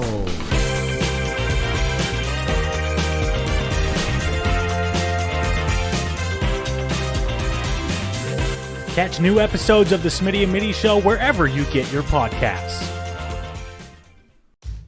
Go beyond the scores and get to know the athletes who call the Forest City home. Game Day London brings you in-depth stories and conversations about London's major teams and athletes. Whether it's the London Knights, Nationals, or Lightning, or even your London Majors, Game Day London has you covered. For fresh and engaging sports coverage, visit GameDayLondon.com. Game Day London, a proud sponsor of your London Majors. Welcome back to the IBL Finals here on Majors TV. The Majors are done with Jose Arias for the ball game. Arias went 6 strong innings, allowing 2 runs, 3 walks, 5 hits, and 6 strikeouts. He did hit a batter in his quality start. And into the ball game, clean-shaven Fernando Fernandez for the London Majors. Fernandez also worked in Game 1 like Chris Nagorski did. Pitched 2 scoreless innings, struck out 4 for London, so he'll be looking to provide more of the same for the Majors in this ball game, trying to keep the lead where it's at 3 runs. He'll have to deal with the top of the order of Jose Vinicio, Jordan Castaldo, and Justin Mara. It won't be easy, but one of the things that this does, and this is probably why Rup Chanadad elected to make the switch now instead of in the last inning, not only did he get an added inning out of his starting pitcher, Jose Arias, but now Fernando Fernandez, the left-handed pitcher, forces Jose Vinicio to switch sides. He'll have to bat from the right side for the first time tonight. And the lefty Fernandez will face the lefties Castaldo and Mara. Salazzo batting fifth, I believe, as well for Toronto. So he'll face the righty Vinicio, who's a switch hitter, batting right-handed for the first time. First pitch from Fernandez on the way. That's going to miss low and inside for ball one.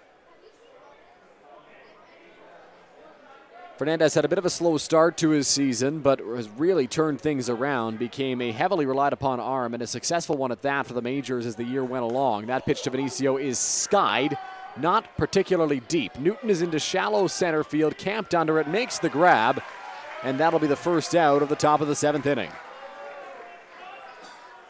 Good job by Fernandez. 2 pitches is all it takes to get Vinicio.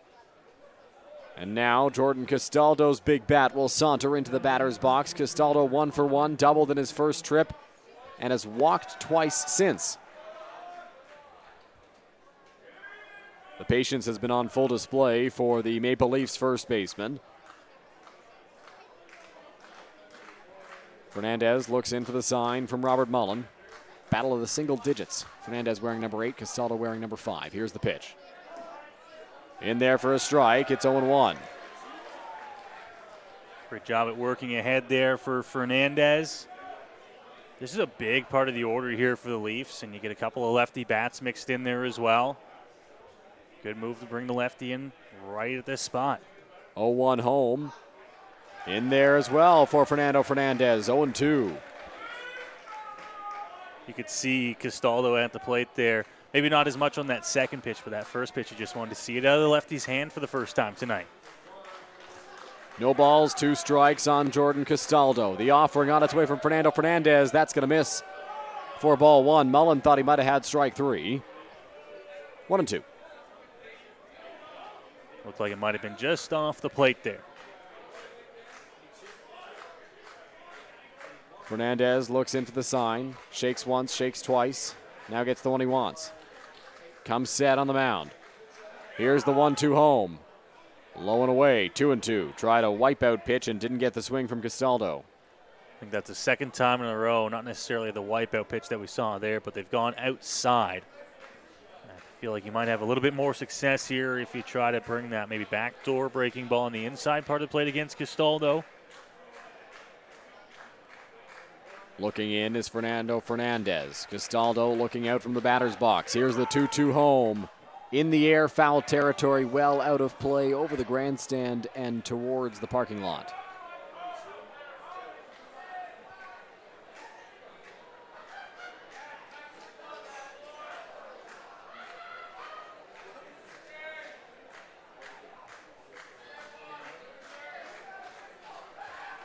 Castaldo looks out. Fernandez looking in.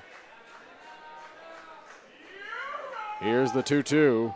On the ground towards second base. Newton moving over to his left, working his way back to get a good hop. Throws over to Perrier at first. And there are 2 away in the 7th. Great job there by Fernandez. Rolls the ground ball out to Newton, who recognized that he had a little bit of time there. Probably could have played that one on the second hop on the dirt, but ranged over a little bit back onto the edge of the grass, and he got that in plenty of time over to Dan Perrier for the second out here on the top of the 7th.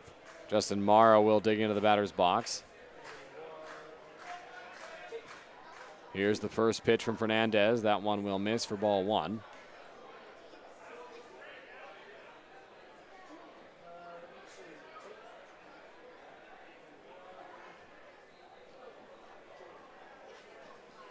Here's the 1-0. Mara belts it to right field. That's way back there.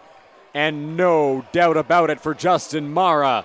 A long home run to right field, and he has cut the deficit to 2. It's 5-3 London.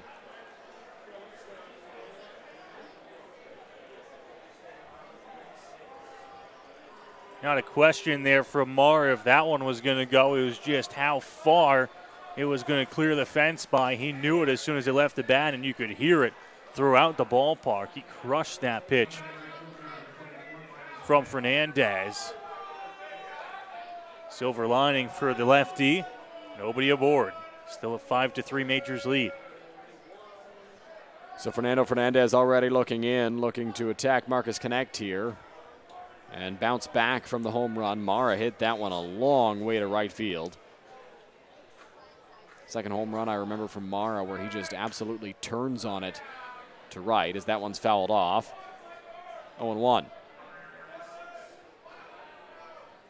We forget sometimes because we don't see it as much here in London, but the power that this Toronto Maple Leafs lineup possesses, a guy like Mara just turned on that one. It was out by a mile. That one is inside, so a ball and a strike now from Fernando Fernandez. He'll dig a little deeper on the mound right now, trying to get his foot in a good spot. Looks in for the sign from Mullen. Gets the one he wants, comes set. Here's the 1-1. On the ground in the hole, right to his left, bobbles, has to make a strong throw, and it is going to get him at first base. A great play by Dan Perrier, stretching off the bag to record the final out.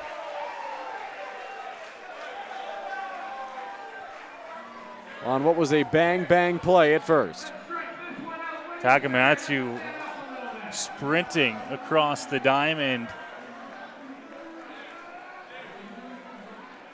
I didn't get a great view, Dylan, I'll be honest, but it looked like Perrier, who for sure was off the bag, but did he hold the toe on is the question. I don't know if we have a good enough look at it on the replay here. We'll try to get it for you, but the Majors will take it as we head to the bottom half of the seventh. Here is the look on our Majors TV replay. It's the bobble here, the slight bobble there from right. The throw comes across the diamond. As we slow it down, it looks like Perrier might have come off the bag just a little bit. It's so tough to tell. Dan Perrier's got a ton of reach, and I think maybe he had it in his glove, just had it in his glove as he was on the bag and then fell off. That's a close play over at first, and it goes the Majors' way. And they are certainly grateful for it because they just gave up the one run on the homer from Justin Mara. So now it's 5-3 London. Nagorski back out there. He'll face Mullen, Reichstein, and Joseph. As you get a look at the crowd stretching it out here at Labatt Park. Yeah, stretch time here at Labatt Park. A good crowd in attendance here for Game 3 of this IBL Finals. That Tuesday night contest to open the series didn't quite see the turnout at the gate that you would like. Obviously a weeknight game, but the fans showing up here for Game 3 on this Friday night.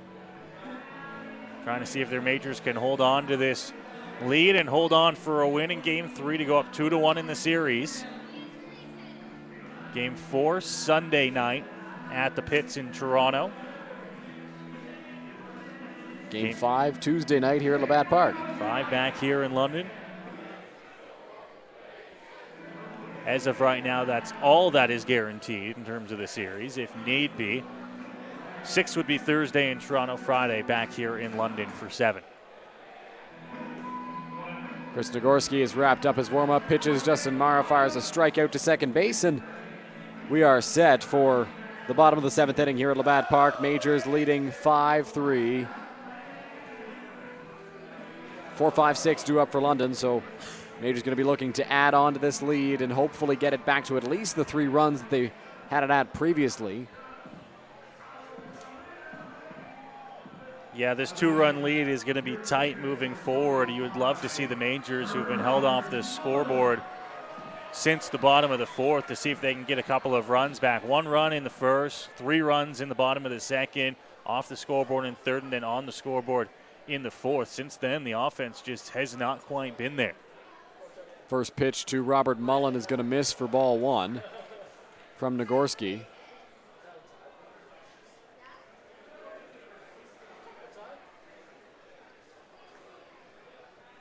Here's the pitch, swing and a miss from Mullen, 1-1. Count evens up now to Robert Mullen. Trying to lead off the inning here for London and get aboard. And he's going to step out here. Didn't like how the at-bat was shaking up. 1-1 to the Majors catcher here as Nagorski looks in. Here's the pitch inside. 2-1. Talk about how the Majors offense has been a little bit quiet in the last few innings. The crowd, although still into this ball game, has really been looking for something big to cheer for. Here's the pitch to Mullen, off the plate inside. 3 balls and 1 strike now. Mullen can get aboard. That'll be big for this Majors to start the offense here in the 7th. Ready on the mound, Nagorski. Here's the pitch to Mullen in the air. Drifting back Castaldo into foul territory. He's got it. And that'll be the first out of this bottom of the 7th inning. Not the swing Mullen wanted to put on that pitch as he was underneath it. It looked like it was a hair early, too, and hit it the other way. Castaldo tracks it down for the first out of the inning. And now Byron Reichstein, he's 1 for 3. Get ready for an at-bat here on the bottom of the 7th. Ready on the mound is Nagorski. Here's the pitch to Byron. And that one misses for ball 1 on a pretty good breaking ball.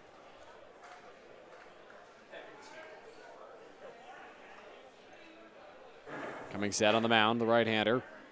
Looking in at Reichstein. Here's the pitch. Off the plate outside, 2-0. Reichstein, I think, just going to wait here. You got 2-0. You don't have to swing if it's not a perfect pitch for you. Last thing you want to do is chase what could be ball 3 by being too aggressive. Here's the 2-0 home. Breaking ball off the plate outside, 3-0. Do you give him the green light here on 3-0, Dylan? I think it's Byron Reichstein. I think you give him the green light all day. He'll be smart enough to take if it's off the plate. 3-0 home to Reichstein, in there for a strike. I'll tell you what, that ball 4 chant, something that we've just seen recently in the playoffs here in London, gets the crowd into it. Oh yeah, it does. The whole crowd gets involved. Reichstein, a drive, right field, way back, way back. Goodbye baseball. Byron Reichstein, a home run. Extends the Majors lead back to 3. It's 6-3 London.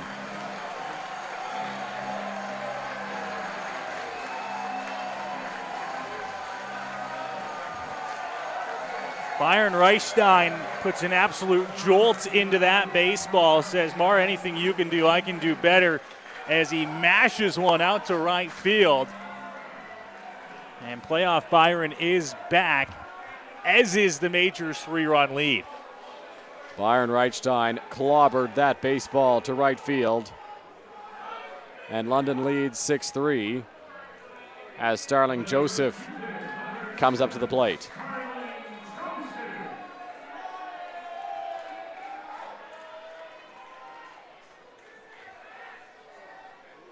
Nagorski ready on the mound, looking to bounce back after giving up the long home run to Reichstein. Joseph drives that one to right center field. Connect back to the warning track, and he's got it. Majors fans were hoping that they might have hit back-to-back home runs, but Marcus Connect able to reel that one in right in front of the fence.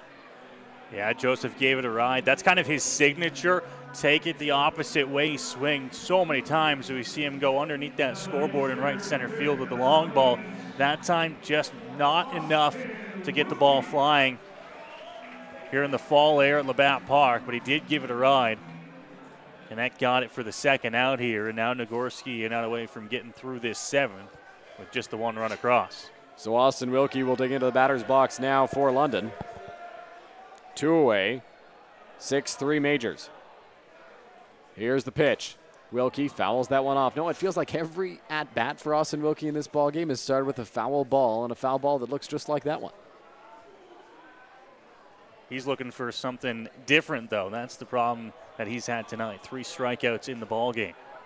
0-1 to Wilkie. He drives that one down the right field line. Going to be a tough play. Is it fair? It's just foul. And Wilkie, 0 for 3, 3 strikeouts, and then you just line one down the right field line. You're sitting, come on, give me that extra little bit to the left to keep it fair, but he can't. Now he's in an 0-2 hole, trying to avoid the golden sombrero. Second base umpire Jeff Rose throwing his hand up to call time. It looks like everything's sorted out now. Now on deck for the Majors is Gibson Kraminski. If Perrier's spot comes up in the order this inning, the pitch from Nagorski will miss inside to Austin Wilkie. It's 1-2. And speaking with Roop Trinidad before the ball game, he was very pleased with the pitch hit plate appearance that Kraminski had yesterday in Toronto. Here's the 1-2. Wilkie on the ground. Diving stop by Castaldo. Going to race him to the bag, and he beats him. A great play by the Maple Leafs first baseman to end the inning. But the Majors add on to the lead on the long home run from Byron Reichstein. It's 6-3 London after 7 innings. Noah Smith back on the call when we come back. My name's Tiffany Christie, and I take care of the sales and marketing at Rickard Promotions and Recognition. Some of the things that we do at Rickard Promotions and Recognition is we bring your brand to life. We kind of put your logo on anything that you can give away or brand, and we can service clients right across Canada. At Rickard Promotions and Recognition, we can take care of your designing of your logo for any artwork that you need done for the branding. And a lot of people don't realize we can do that here. We also have our in-house production that we take care of your order from start to finish right here at our one location. So with keeping everything in-house from graphic design to in-house production, we're able to get you your order a lot quicker with a faster turnaround time. We'll help gather your ideas together, give you some options to kind of narrow down the search for you, whether it be from your apparel to promotional products. And from there, we'll get your mock-ups done, proofs done, order done, and the quality control is right there all along the way for you.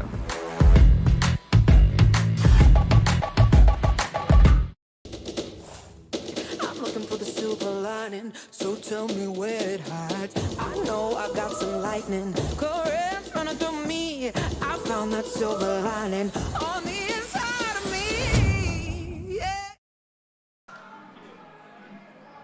Back here inside Labatt Memorial Park, it is Game 3 of the IBL Finals. Fernando Fernandez back out onto the hill here for the London Majors, Dylan, who have restored that 3-run lead.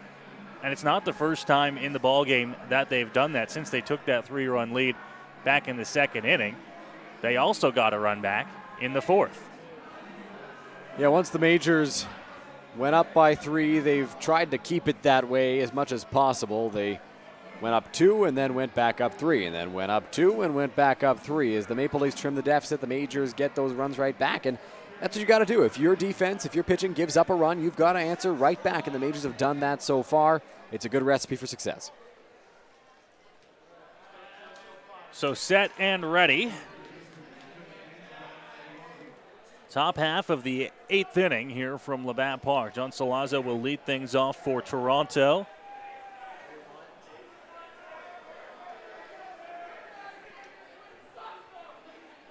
Lefty on lefty matchup here.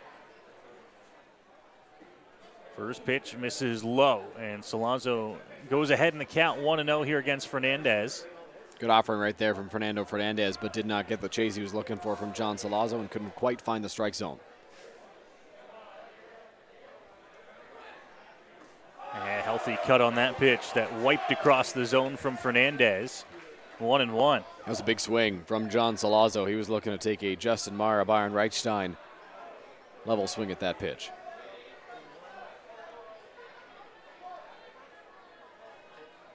Fernandez set on the hill. He's ready as Mullen sets up outside. The 1-1 chopped over to first base. It's Perrier, and on the tag, the ball comes flying out. And Salazzo's safe. Or is the home plate umpire calling him out? We'll wait and see as this will get sorted out. Roop Chanadat's going to go talk to the home plate umpire, I believe Mike Guthrow, perhaps the first base umpire. John Salazzo was trying to say he's in the running lane right there, and so he's just running down to first base. And Roop's going to come out to talk to the umpire. Jacob Newton said he stuck the elbow out.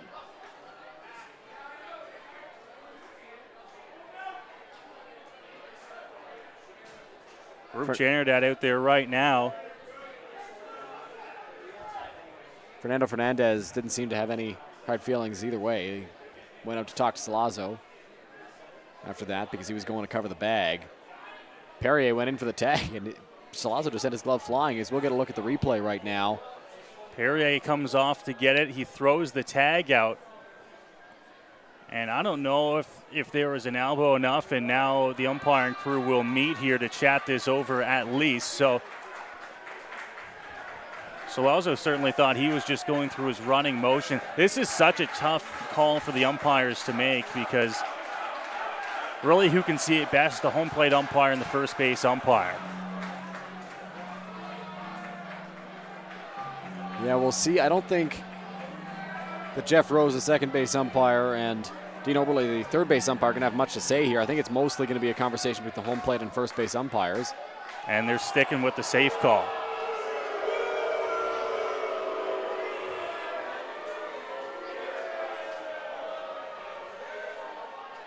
So a tough break for the Majors there. What looked like the first out of the inning will now have the leadoff man on here for Toronto in the 8th.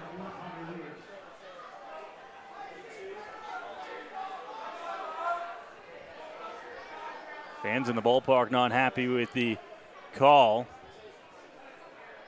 Fernandez delivers to the plate. Lewis squared around, and now they're going to say that he pulled back.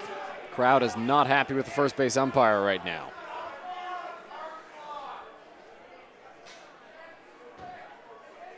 One 1-0 here for Fernandez on Lewis.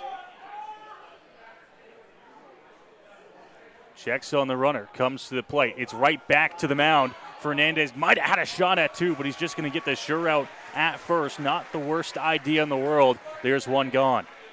If you're Fernando Fernandez right there, you may have had a shot at second base, but you cannot take that chance. You need to go to first base unless you're absolutely certain you can get that out at second. You must go to first, get the out any way you can get it.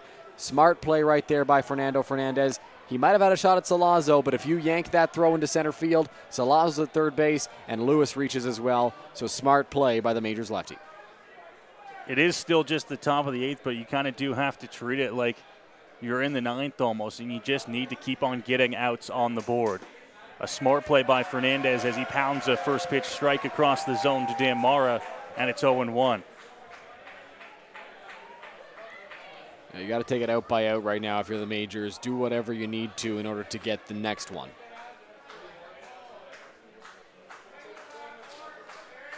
Runner at second. Fernandez will check on Salazzo. Now comes to the plate. Inside and called a strike on Mara. It's 0-2. Dan Mara 2 for 3 in the ball game. He's faced 2 strike counts before in this contest and has been able to work out of them. We'll see if Fernandez can put him away.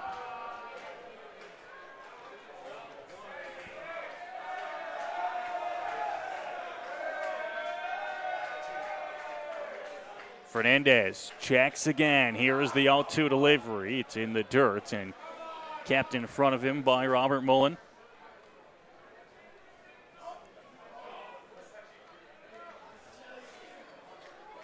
One and two now here on Dan Mara.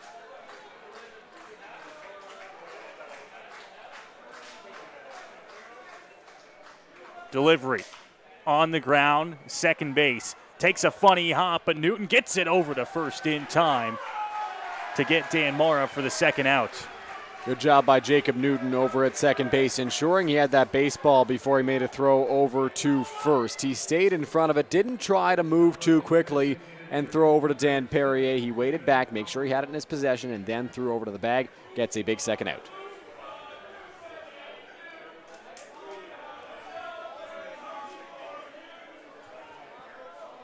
So Damon Topley will come to the plate here. The Leafs have a run 90 feet away. It's John Salazzo at third. 2 outs here in the inning. The Majors looking for the final out here of the top of the 8th. First pitch to Topley. Looked pretty good. They don't get it, and it's 1-0. Robert Mullen doesn't know where that one missed, and I'm right there with him. It was close. Fernandez to the plate. Topley flying out to right. There is Joseph back a couple of steps. And the Leafs are retired here in the top of the 8th. Salazzo left the board 90 feet away. And the Majors will go to the bottom of the 8th, holding on to this 6-3 lead. Yeah, Damon Topley gave that baseball a pretty good ride out to right field, but Starling Joseph right there to haul that one in and make the grab for the final out of the top of the 8th inning. Fernando Fernandez has gone 2 innings out of the bullpen and has been terrific for the Majors, just allowing the 1 run on the Justin Mara homer. It'll be interesting to see whether they elect to leave Fernandez out there or whether they go to Braden Farrington for the 9th inning. Nonetheless, it's going to be a good finish here, as we expected. We welcome you once again up to the Game Day London broadcast booth. Noah Smith, Dylan Baker. 6-3, the Majors lead. This game still within reach for the Toronto Maple Leafs, but they're down to their final 3 outs. The Majors coming into this final at-bat, an insurance run, although it might be just one, could be so important. Absolutely. It would be huge to add on right here. Obviously, you want to add on with as many as you can, but if you get one, like you said, that puts you within the range, or pardon me, outside of the range of a home run to take the lead. If by a miracle the Maple Leafs hit a grand slam in the 9th inning and you add a run here, that just means it's a tie game. You want to add a run any way you can in this inning. It's near the bottom of the order for the Majors. Perrier, Candell, Newton due up. They're going to be looking to put runs across in whatever way it takes here in the 8th. Fernandez, we'll see if he comes back out for the 9th for London. But as we get set and ready for the bottom of inning number 8, the lead remains 6-3 for the Majors over the visiting Maple Leafs here in Game 3 of the IBL Finals. Once again, we thank you for tuning in wherever you are watching from tonight. An entertaining one here between the Leafs. We've seen some drama, we've seen some calls, and we've seen a couple of long home runs of late. But the Majors holding on to that same 3-run lead they've had since the bottom of the 2nd inning. Yeah, we've seen pretty much everything here tonight at Labatt Park, and it looks like there's a new arm on the mound for the Toronto Maple Leafs. And that new arm, I believe, is Franklin Hernandez for Toronto, a native of Nagua, Dominican Republic. In 5 playoff games, has yet to allow a run. In 6 2/3 innings, has 2 saves, 13 strikeouts, 4 walks, only given up 1 hit in the regular season. 9 games, 1 of them was a start. A save in 17 innings pitched, 30 strikeouts, 9 walks in the regular season. One of the better arms in this Maple Leafs bullpen. Gets the ball. Yeah, you got the off day tomorrow in the series, Dylan, so you throw them out here for the bottom of the 8th inning to make sure, if you're the Leafs, this lead stays, or this deficit for them stays at just 3 runs heading to the 9th. And you bring out one of your top arms out of the bullpen to try and do so against the bottom of the London Majors order. If he throws just the one tonight, even if he gets to a situation where he gets to throw another, and they've got that off day before the Sunday contest at the Pits. The first pitch to Dan Perrier is going to miss outside, and the count moves to 1-0.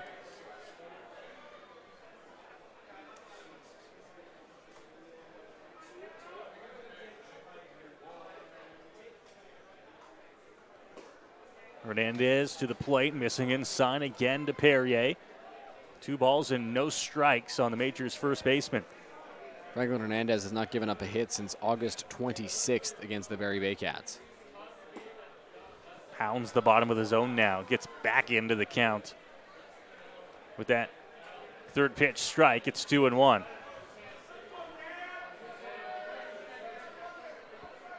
Hernandez to the plate, and again, Perrier looking at a pitch at the knees. It's 2-2. Dan Perrier is saying, hey man, I'm 6'9" here. I've got a higher strike zone than most other guys. He thought that one was low. So now on 2-2, Perrier grounds one up the middle and a base hit. And Dan Perrier is aboard here to lead off the bottom of the 8th inning. Perrier chopped that one right back up the middle for a base hit there. The first hit that Hernandez has given up since August 26th against Barrie. And the Majors have a base runner. And now Keith Candell will come to the plate with Perrier aboard to begin the inning.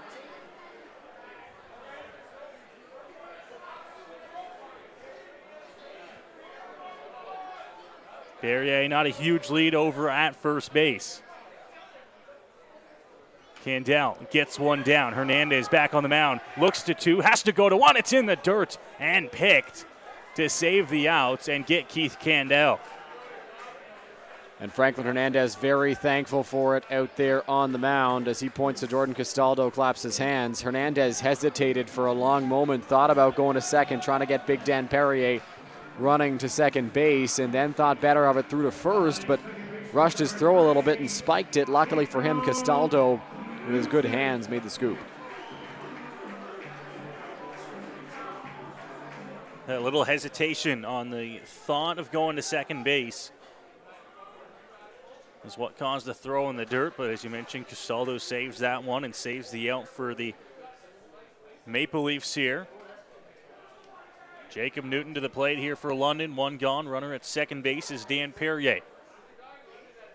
Curveball starts the at-bat to him, and it's a good pitch to get ahead 0-1. Newton doesn't really agree with that call, but the home plate umpire Mike Guthrow says it's in the strike zone, so the Majors' second baseman falls behind.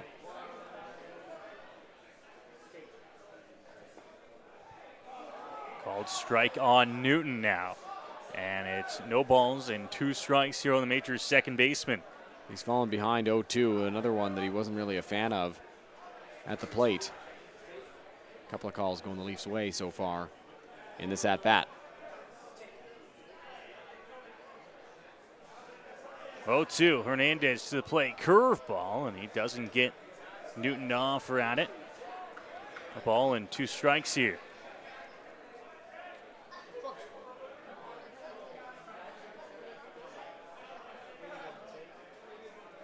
Hernandez 1-2. Checks on Perrier, although briefly. Gets ready for his 4th pitch of the at-bat to Newton. Curveball, swing and a miss. Big strikeout there for Hernandez, and there are 2 gone here in the inning. Tons of movement on that pitch from Franklin Hernandez going in on Jacob Newton. He comes up empty on that swing. Just dove right underneath the bat for the second out. I'll bring Taylor Wright to the plate. 2 outs now in the inning. It's going to take a base hit for Wright to try and at least extend the inning, try to bring home Dan Perrier.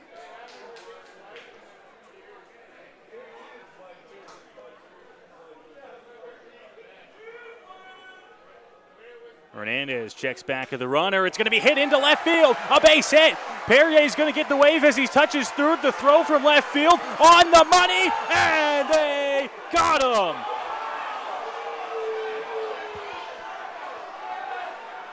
They had to send Perrier. They had to chance it. And a gun out from Carrington and left keeps this a 3-run Majors lead heading to the 9th. Great throw by Greg Carrington from left field and right on the money to get Dan Perrier. He tried his best to get around it with a slide, as we'll get a look at the replay here. It's scooped up by Carrington right as Perrier is reaching third base. Like you mentioned, you just have to send him right there. 2 outs, you need a run. Mike Guthrow blows a tire looking to make that call, and Perrier thrown out of the plate. So it is a 6-3 London Majors lead. After 8 completed here at the ballpark, we've got an exciting ending on tap. 9th inning coming up from Labatt Park here in London. We'll go to break. You're watching the IBL Finals, Game 3 here from Labatt Park on MajorsTV.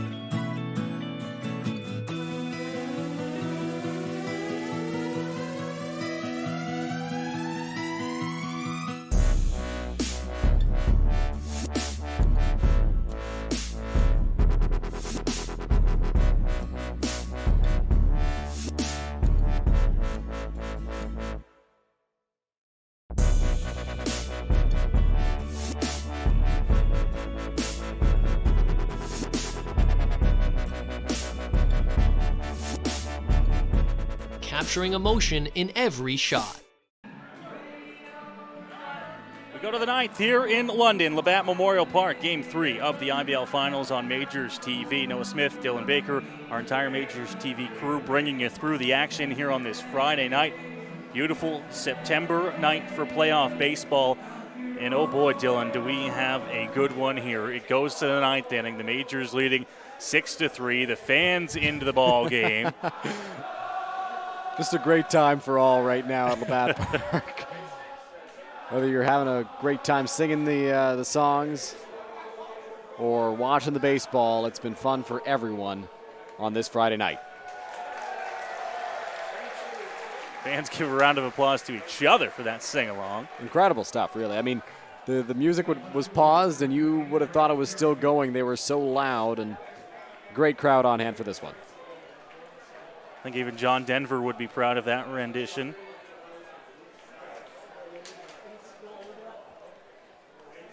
We go to the 9th inning here as Fernando Fernandez back out to the mound for London to try and close this one out. First pitch is fouled off. Giving it a look is right, but it will be out of play. Count goes to 0-1. Taylor Wright gave chase to that baseball, but no dice. It was well into the crowd. So Fernandez ahead in the count, 0-1 on Greg Carrington.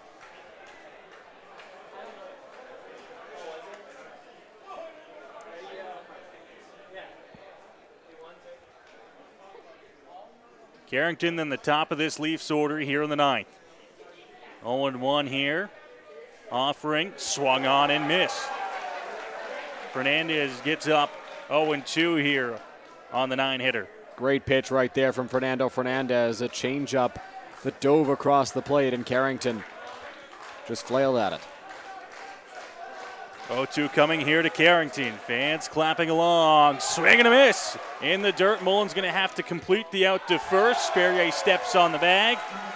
And there's one gone. Good job by Robert Mullen keeping that baseball in front of him, and by Dan Perrier making sure he had it. Makes the grab, touches the bag. One away in the top of the 9th. Fernandez 2 outs closer to closing the door in this one.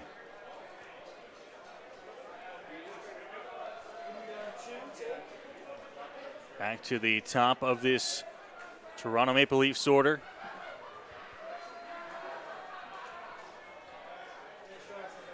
Vinicio flips around, swings from the right side.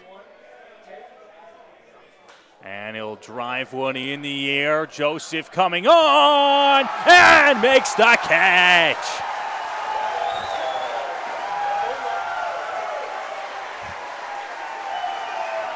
Starling Joseph, a fantastic play as he does his little dance out in right field to celebrate. A great job by the Majors right fielder on a ball that was sinking oh so quickly off the bat of Jose Vinicio. It was going to be a very tough play. Joseph darted in, made the grab on the dive, lost his hat in the process. A huge second out for the Majors. Jordan Castaldo now to the plate. 2 outs here in the top of the 9th. Leafs down to their final out here, trailing by 3. Fernandez looking to close this thing out for London. Drilled in the air, center field. It'll drop in front of Austin Wilkie, and the Leafs have a base runner aboard with 2 out. Line drive into center field off the bat of Jordan Castaldo. He's not quite done yet. Neither are these Maple Leafs. He dropped that one in there in front of Austin Wilkie in center. Ball was hit too hard for Wilkie to make a Starling Joseph-esque play on that one. Yeah, we talk about Wilkie's deep positioning. We've talked about it, I think, 2 or 3 times already tonight, and how it's aided him. That's a situation there, Dylan, where it kind of takes away from being able to make a catch. But the Majors are okay with that because it's a single as opposed to a ball over his head. Exactly, and like you mentioned earlier, more often than not, it'll be a deeper fly ball from these Maple Leafs than a shallow one like that.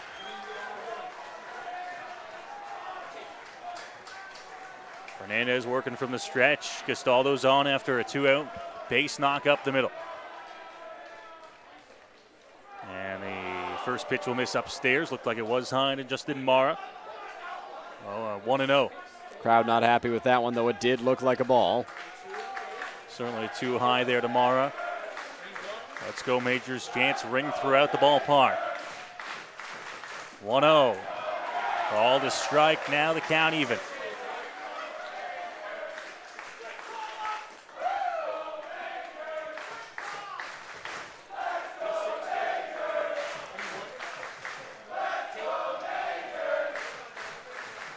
One, swung on and missed. And the Leafs down to their final strike. It's 1-2. And this crowd here at Labatt Park has thinned out just slightly. Still well over 3,500 strong. And now time called at the plate. Fans wanted strike three or the last out right there. And time called, not sure if it was Mara or Mullen. So the fans are going to have to wait a little longer. And they're back up on their feet, roaring here. Fernandez ready, the 1-2, and it'll miss outside. Count even at 2-2. That one just off the plate from Fernando Fernandez, going to try to put him away as the count's now even.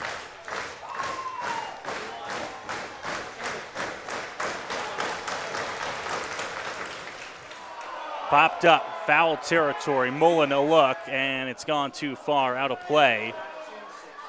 We'll have another 2-2 pitch coming here against Justin Mora.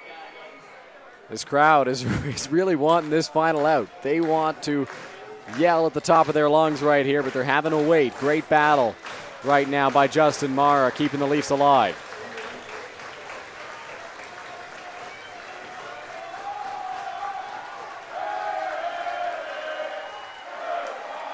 Fernando Fernandez has a 2-2 count here on Justin Mara. Looking to try and find the final out of the ball game, and he just missed off the plate. This place would have gone into a frenzy if that was called. Boy, oh boy, that was very close. Mara knows the strike zone, takes that one. Count moves to full. Castaldo will get a head start. And Castaldo a head start, as you mentioned.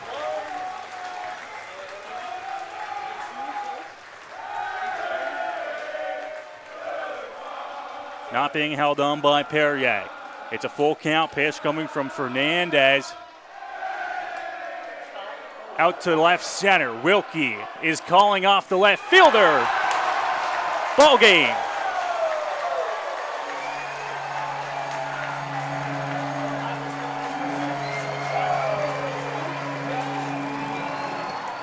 A tremendous performance tonight by the London Majors. The offense was there when they needed to be, extending the lead to 3 runs time and time again on the mound. Jose Arias was his usual self. Fernando Fernandez out of the bullpen. Fantastic, brilliant, 1 run over 3 innings of work for the left-hander. And the Majors are 2 victories away from back-to-back titles. Big win for London, 6-3 the final score here at Labatt Park.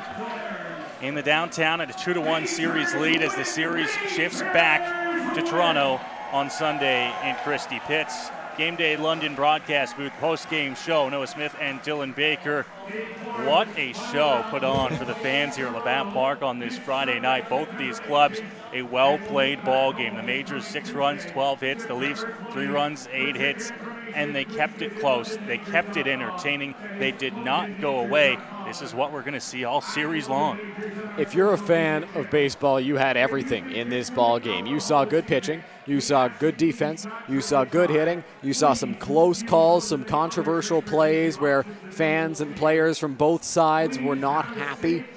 But in the end, it was a great ball game for all to see, everyone in the ballpark. We hope you enjoyed watching at home on MajorsTV. I mean, what a night. What a great night at the ballpark. The Majors come away with a big win. Leafs will look to avenge that loss and even this series up at 2 games apiece on Sunday. The next game here at Labatt Park will be Tuesday. Tickets still available for that contest. If you can't make it, you can watch us here on MajorsTV. But as mentioned, Game 4 in the series, Sunday night at Christie Pits in Toronto, where the Leafs will look to even the series up at 2. The Majors will look to take a commanding 3-1 lead before bringing the series back to London on Tuesday night. From our entire MajorsTV broadcast crew, myself, Noah Smith, Dylan Baker, our producer Jackson Farrow, and everybody involved, we say thank you for watching with us tonight. And we'll see you next time here on Majors TV.